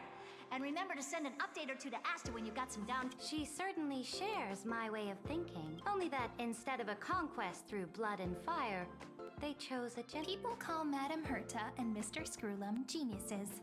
Apparently, only the smartest people in the cosmos can receive the blessings of Nous, Amphorius' true creator. Do you mean that even individuals of such nobility are merely subordinates to a god? On the contrary, after all, it was the very first of them who created the god.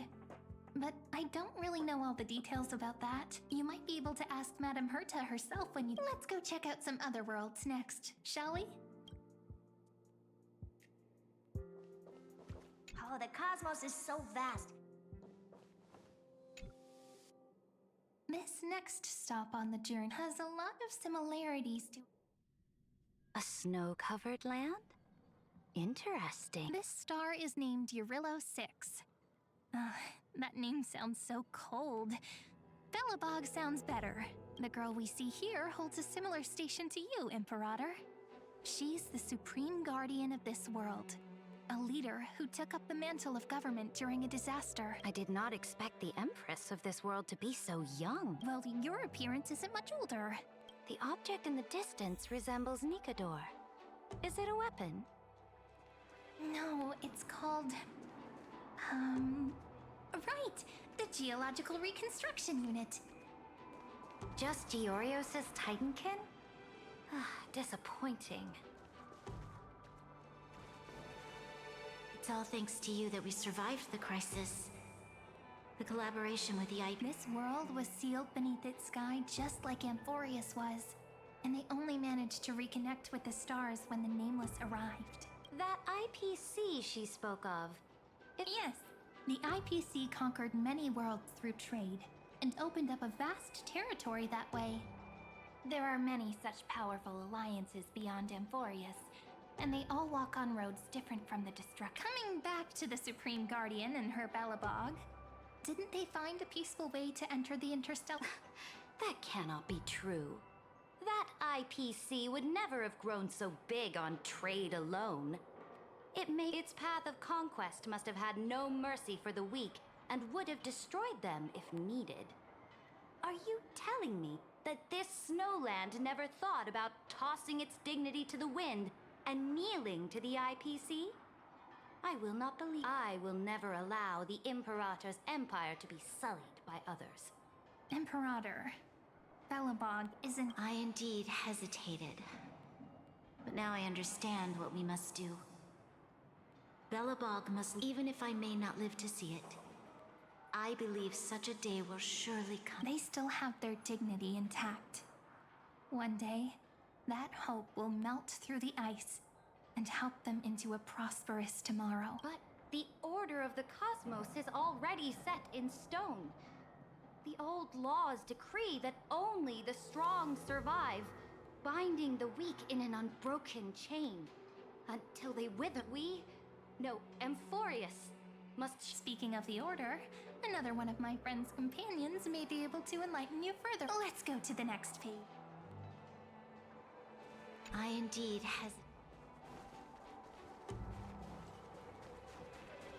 This next world is a nation of dreams, a First time I heard about that place, I I didn't even know what to think.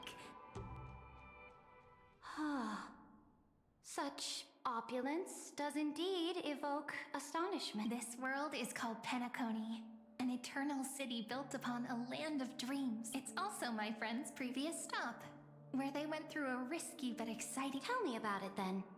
That man standing I wish to gaze upon the views of the Reverie Hotel one more time. I'll be just a traveler when I come back here again.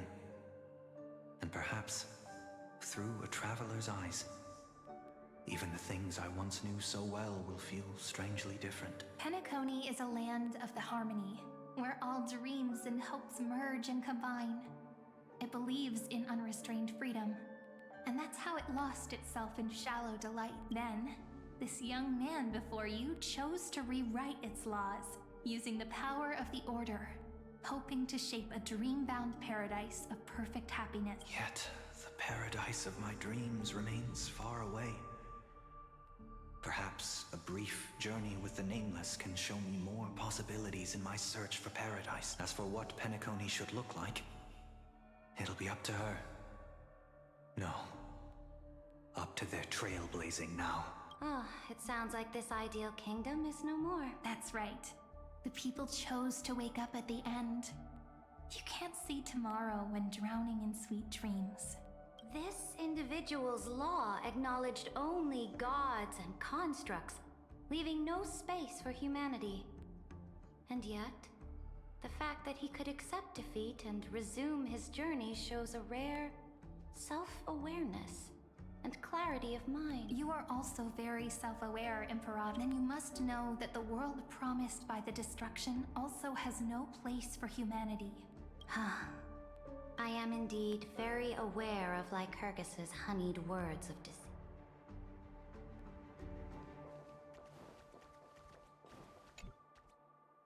Then let's wrap up this trip down memory lane with one last scene.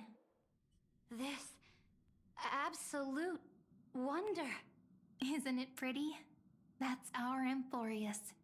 Our world flows and meanders in this endless band of light. Though we were born from the designs of the gods and are not yet truly alive, the Chrysos heirs of Amphorius still chose to stand against fate and carved a legend no different from that of humankind. Will you really renounce the heroes in this world's previous 30 million cycles, Imperator? Including even yourself. Will you bow to brutal destiny and allow that puppet master named the destruction to have their wish? I know what you want to do, sidekick. You want to use that deliverer's memory. You really saw right through me. How can one rule an empire if one is incapable of understanding people's minds? I have decided on Law's final destination. However, before I move my next chess piece, before we go on, tell me this, sidekick. Throughout her trailblaze, was there ever a memory of the ocean?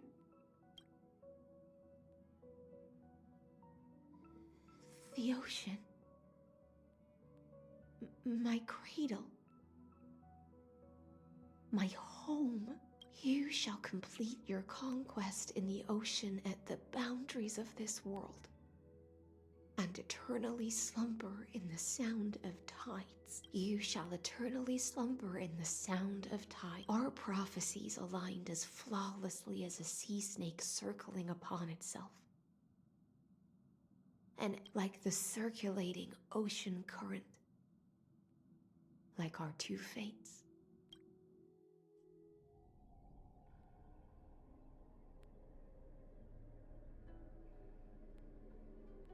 The trial is over. Who will own the divine authority of law? I won't give it to anyone. What? I am the law. Why? Both the Deliverer and the Theoros came from beyond the sky. They have no... What exactly did you see in the trial? Everything. I saw everything regarding the rules of this world's operation. I saw the laws of extrapolation that Theoros spoke of. I saw the ultimate. As long as I offer a sacrifice of equal weight, I can rewrite the laws of this world according to my will. Fate gave me a very fair deal. One rule change for the life of one demigod. What? Are you... You can't guess? We can conquer the stars without relying on any path. Your ambitions have already made so many people give up their lives for the law. And you're still not done? I am determined for Amphorius to stand on her own 2 feet among the stars. You are beyond reason. You think such a simple and hypocritical statement can justify your atrocities. There's no new without destroying the old. That's what you consider an atrocity? Ironic, for that is also the unchanging law of Amphorius. Ever since the Flame Chase prophecy resounded in the distance, fate has decreed for the Chrysos heirs to ignite our blood. But your world doesn't seem to be any different from your predecessors. Bloodshed, tyranny, oppression. You're making the same mistakes they did. Go and see everything for yourself. Go to any library I've built. Go listen to the rumors on every street. I cleansed the Chrysos War's filth and mended all the conflicts left by the Arabellica. I restored Akima's might and allowed mortals and Chrysos heirs to face each other as I smashed Talantin's shackles, united humankind to save themselves, and started the Flame Chase era. So now, hearken to my final words. History will eventually forget Ceridra. Final word? Amphorius is about to be destroyed. There's no time. There is only one law I want to overturn to aid the final battle of deliverance. So I will only offer the life of one demigod. In the name of the Imperator, I command you one last time, Electra. Either sacrifice yourself for conquest, or... Thus, the Imperator concluded her final speech. At the end of her life, at the last moment before she stepped onto the altar, she gave her most loyal subject. My blood flows in you now. Heroic compatriots, follow me, and we'll seize fate's reign! The Imperator fell. Some say that the Dux Gladiorum turned traitor and killed her liege. There are countless stories about her death. All we can be sure of is when the knight left the vortex, the Imperator was still mumbling about their past conquests, the beginning and the end. Imperator, wait! How could someone of your status come to the front lines? The troops defending the pass to the west of the grove. Have they surrendered? They ran as quickly as they could when they heard your name. Good. The 3rd Legion set fire to the mountains and... That is enough. We cannot afford to miss an opportunity for victory. Lastly, how many Laedonian cannons are left? They are no more. The 2nd and 4th Legions have destroyed them all. Very good. They now have no way out, no reinforcements, and no artillery support. We will launch the final chop. Take no prisoners among the enemy soldiers. All sages who resist are to be captured and tried according to martial law. Understood! Reporting in. The mountain dwellers are resisting. Then... Are you... It's a strategic change of plans. The seismic walking dragon is enough for that battlefield. Walking dragon? You mean that... Stupid? No. They are the wisest of all of Giorio's creations. Only they can perceive the currents of time. Let them deal with their earthly brethren. I will deliver the most fiery... Understood. I'll see... The Temple of the Three Fates sent a... They refused to surrender, and said... Tell the commanding officers not to... Oh, what are you doing? The priests of the Three Fates aren't soldiers, but politicians. Do not mistakenly believe they don't have a plan. These dying pests will wring out every idea from their brains, all for short-sighted gain. They are much shrewder than we are. I am inferior to them in that regard. They also have the prophecy to wield as a weapon, something I am not blessed with. Which means I will be heading to the battlefield Understood. The Legion. Why are we not allowed to march out with the army, Imperator? This will be a long voyage with... Why are you personally leading this battle if it's doomed to fail? That is correct. My departure will create a long staircase for you. Saridra, is our... Destroy the old laws and forge new ones. More Chrysosairs bearing divine authority will be born. Will they demand peace or war? Will they resist tyranny? Do not mourn for me. Anyone can kill the Imperator. But the only one who can truly destroy her is Saridra. At the end, I faithfully recorded the most important battles in the Imperator's life. However, for some reason, a memory... It was a journey on a fantastical train. I had the honor of having a heart-to-heart conversation with the Imperator under the stars. How do you want history to remember you? As a hero who gave up her life for the flame chase? Or as a tyrant? She answered so quickly, as if she had... I would rather be forgotten than be defined.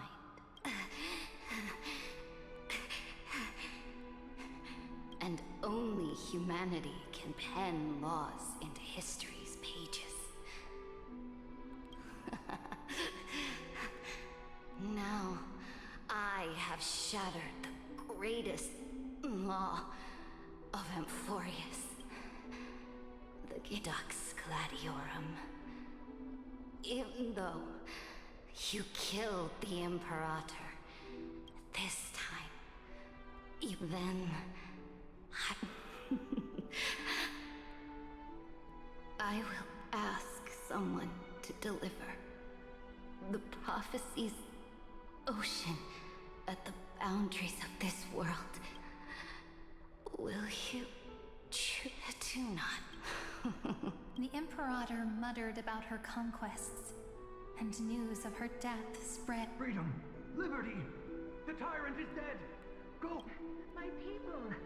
My fellow elders! I will return in the next cycle. Here, Sarid. To this day, we do not know which rule the Imperator overwrote at the cost of her life. Perhaps the truth will only be revealed at the moment of checkmate. Just like every chess game she ever played, we only know her death inflamed Akama. On one side of the city, those who defended liberty toppled her statues to the ground. On the other, it is said that golden blood congealed into the same letters everywhere they fought. It was the name born. But the one who bore that name did not see any of this. Her gaze was cast far away. What was the Imperator thinking about in that prophesized ocean at the boundaries of this world? In that shallow puddle of stagnant water? It was neither. The Imperator only saw how the surface of the water gleamed like that crude chessboard. Look at this chessboard. They are strangely They look like the stars in the night sky above.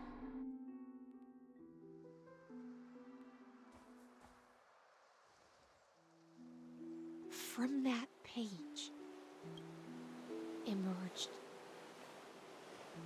an ocean so vast, so pure, not a single trace of corruption. Is this Saridra? Electra, my subject. Ever since you walked out of the tainted ocean and pledged yourself to me, I have seen the abyss in your eyes and the emptiness in your heart. That was why I promised you a new ocean, where the Imperator's ambitions would serve as the currents, and loyalty would be its light. Electra, my subject. You have done your duty as my blade. The prophecy has now that the Imperator never makes empty promises. So take this memory, this ocean, beyond the sky, as witnessed by the Deliverer. This is the final gift that the Imperator can leave for her subject.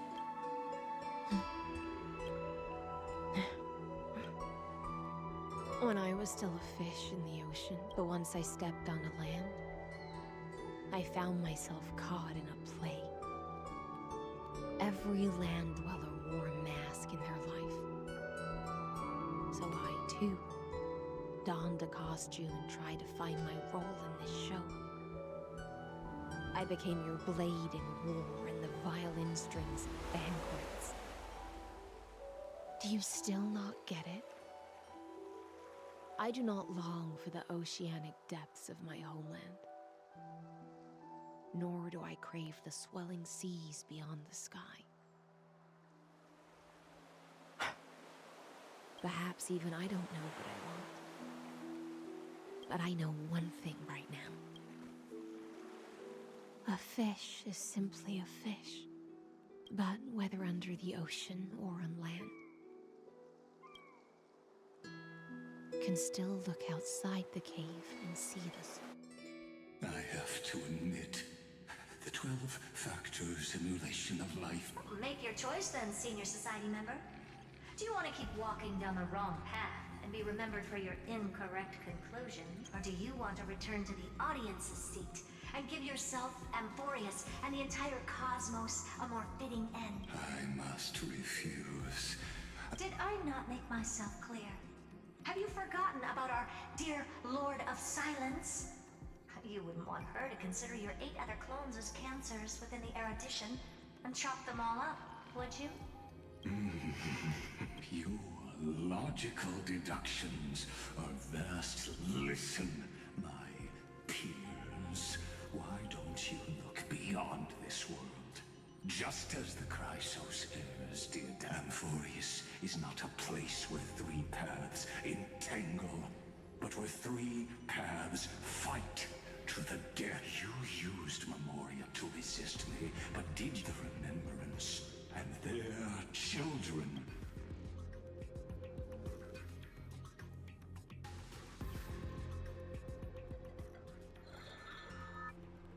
Oh, so this isn't just silence.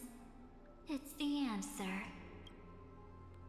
What was the last thing she said to you before you parted the waters at the Scale Gorge waterscape? She didn't say anything back then, right? That's correct. And now I'm sure. You are not March 7th. There's no way she would remember that detail.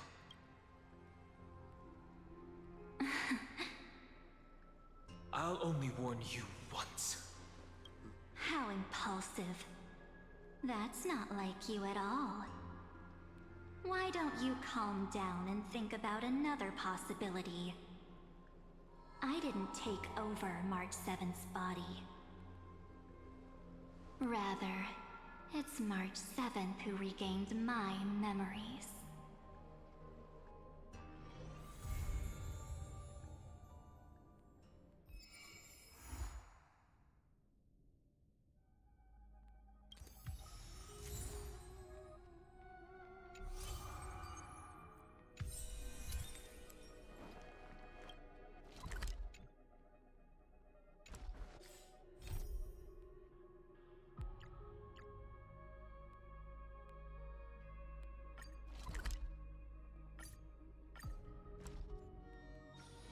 Peaceful days are like breezes, carrying the scent of wheat fields.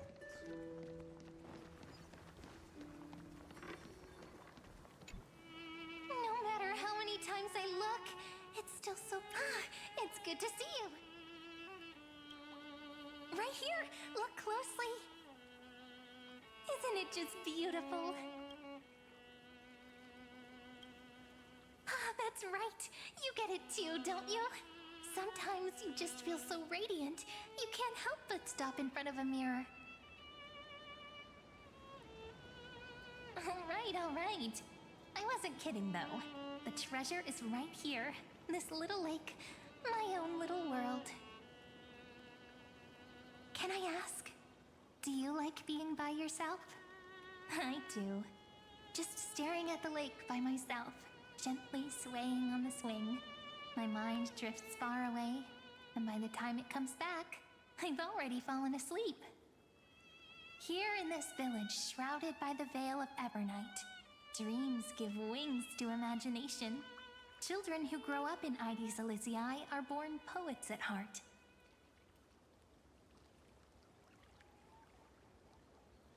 This sort of atmosphere is hard to come by, so let me share a story with you.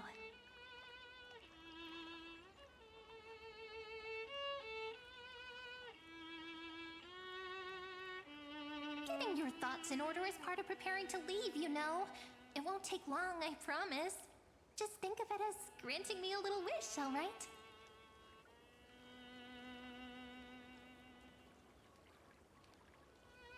Thanks!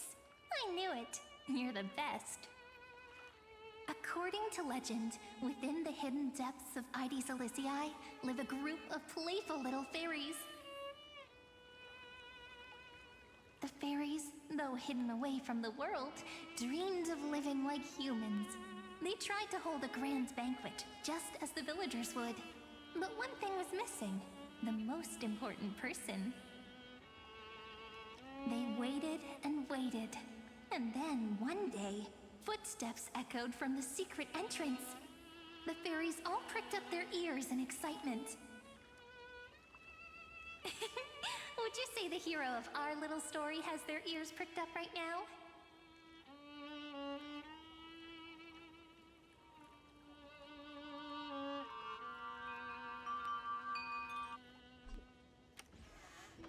Mem!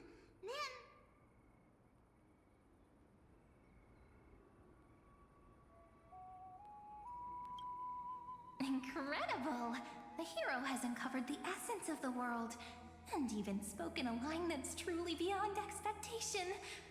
But I must remind you, taking on the narrator's role is against the rules. Chief, over here! It's really the hero! The hero that Rini found for us has finally arrived!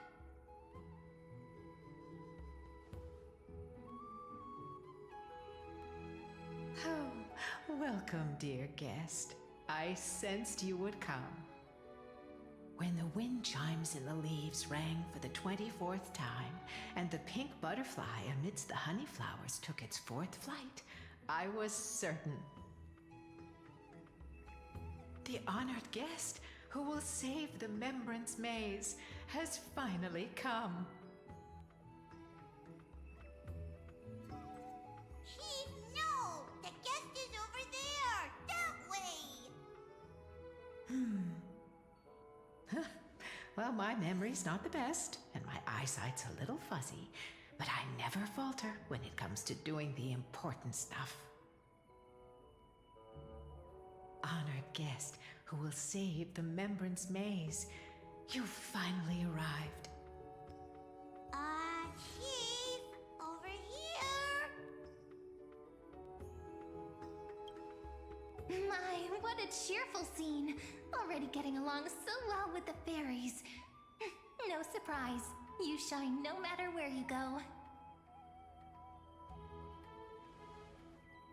Chief, really, ma'am.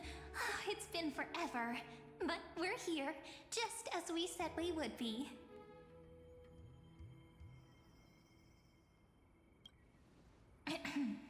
This is one of the characters in the story. An ordinary girl born in Ides Elysiae. She just so happens to have the same name as me, and is every bit as pure and adorable. Cut me some slack. Making up a story on the spot is really hard. But I promise I'll make it up to you. I'll make your scenes as vivid and dramatic as possible. It's only proper that I explain. Once more, I thank each and every honored guest. Thank you so much for coming to Membrance Maze to help the fairies rebuild our long-abandoned restaurant. We want tasty, scrumptious food! We really do! Heroes, we're begging you! The fairies are starving, and when they're hungry, they just want to destroy the world! Please help us! Save the Membrance Maze!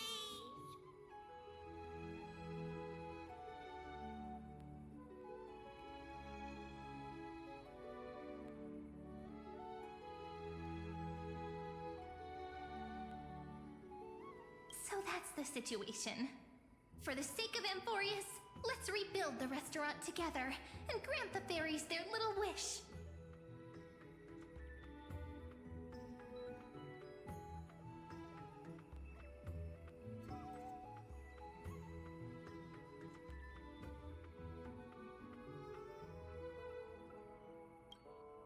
Oh, at last! Oh, at long last! I have to tell the little ones that the fairies' restaurant is coming back at last! Let me lead the way. Come on, I'll take you to see it. The little restaurant in the maze has a certain charm all its own. This way, this way! Everyone's already setting things up. Everyone?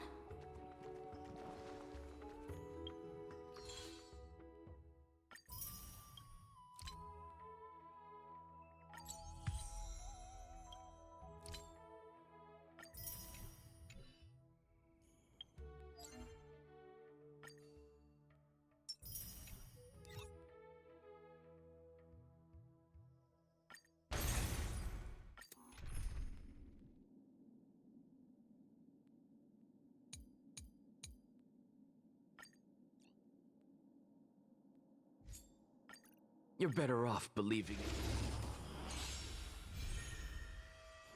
it. Endless riddles. Nothing but a void. Open sesame. Watch it crumble.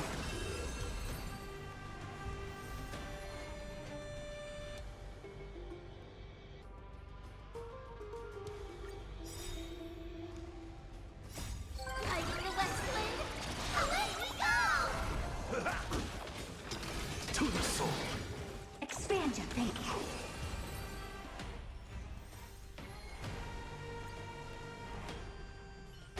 This way! Everyone's already setting things up! Everyone?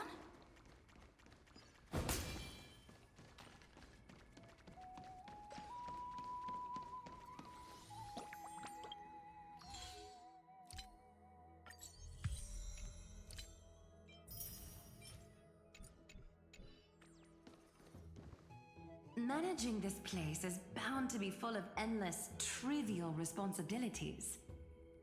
Do you really intend to personally— I already accepted the invitation and arrived in the fairy's home, so it's only right that I personally see to things. Otherwise, by avoiding my duties.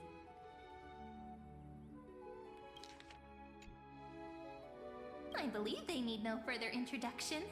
Aglaya and Saritra are prominent figures with great expertise in managing teams. Word had reached me that Cyrene found an excellent manager. Seeing you today, I must say, you do have a noble bearing. I, leader of the Akama Alliance, Imperator of the Holy City, shall serve as your restaurant supervisor. Should you have any questions about management, feel free to come and ask. As for assembling the team, I planned ahead. If my timing is right, those two should be back any moment now. Right on cue! We found lots of fairies willing to be waitstaff, and Trian's onboarding them as we speak! The trial menu is ready too! Don't worry, these are all my best dishes. There won't be any issues.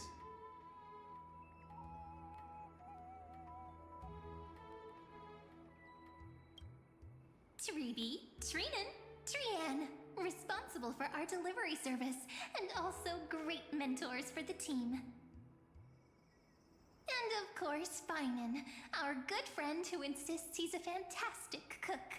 He's acting as the restaurant's provisional head chef. Think I can only rustle up provisions? No way, I make proper, serious dishes. If you don't believe me, I'll show you what I can do, right here. The fairy waitstaff are all itching to start! No point in delaying! Time to test the results of everyone's training! Oh, things are going even smoother than I expected. Since everyone's ready. All right, let's start the first day of operations. It's all up to you now, manager.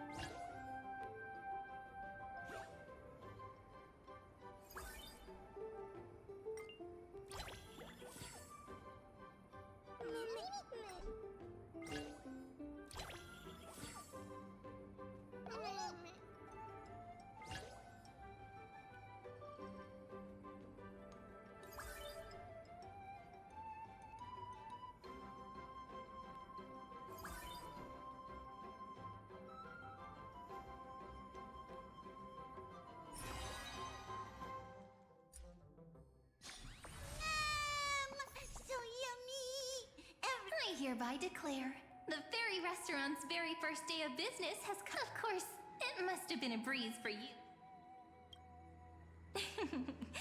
However, if we want to offer the fairies a wider variety... Absolutely! Oh, that won't be a problem. I foresaw, though I must say, one of them took quite a bit of effort to convince. Glaya, you're amazing as always. Professor Anaxa, can you truly solve the limited sunlight problem? Refer to me as Anaxagoras, Hyacinth. A field trip is no excuse to disregard classroom discipline. It's really them! Firstly, call me Anaxagoras. Secondly, I have no interest in feeding small creatures. My assistant will take care of trivial chores. Don't let the professor's cold demeanor fool you. When we first arrived, he was the most excited of all. He was going on and on. This is a miracle of alchemy. And then dove right toward those tiny critters. Honestly, I was worried he'd toss the fairies into a matrix right then and there. I wouldn't go that far. At most, I take a few samples for research purposes. That's probably not allowed either. I was talking so much that I almost forgot what you came here for. Gray, you're curious about the farmland, right? The professor just finished developing some crops perfect for the local environment. If you're interested, you can try planting some yourself.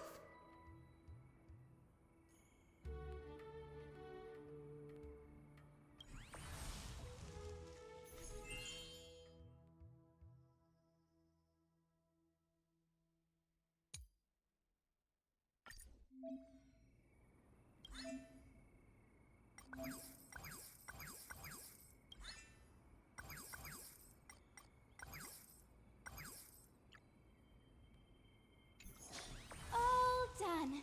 Now we just wait a day and the field will be full of ripe... Given that these two are experts from the academy, ever since we arrived, I'm starting to feel sleepy too. All right, we'll meet here again.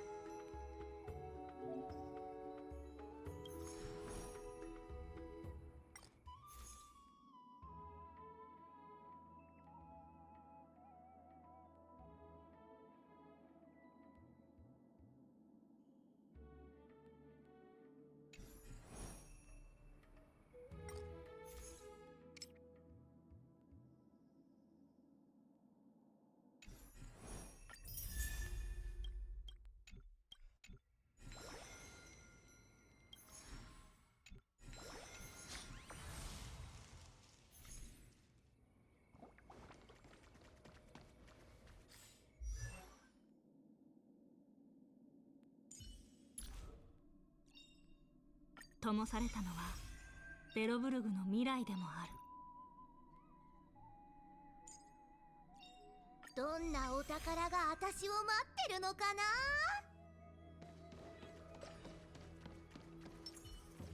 えいっ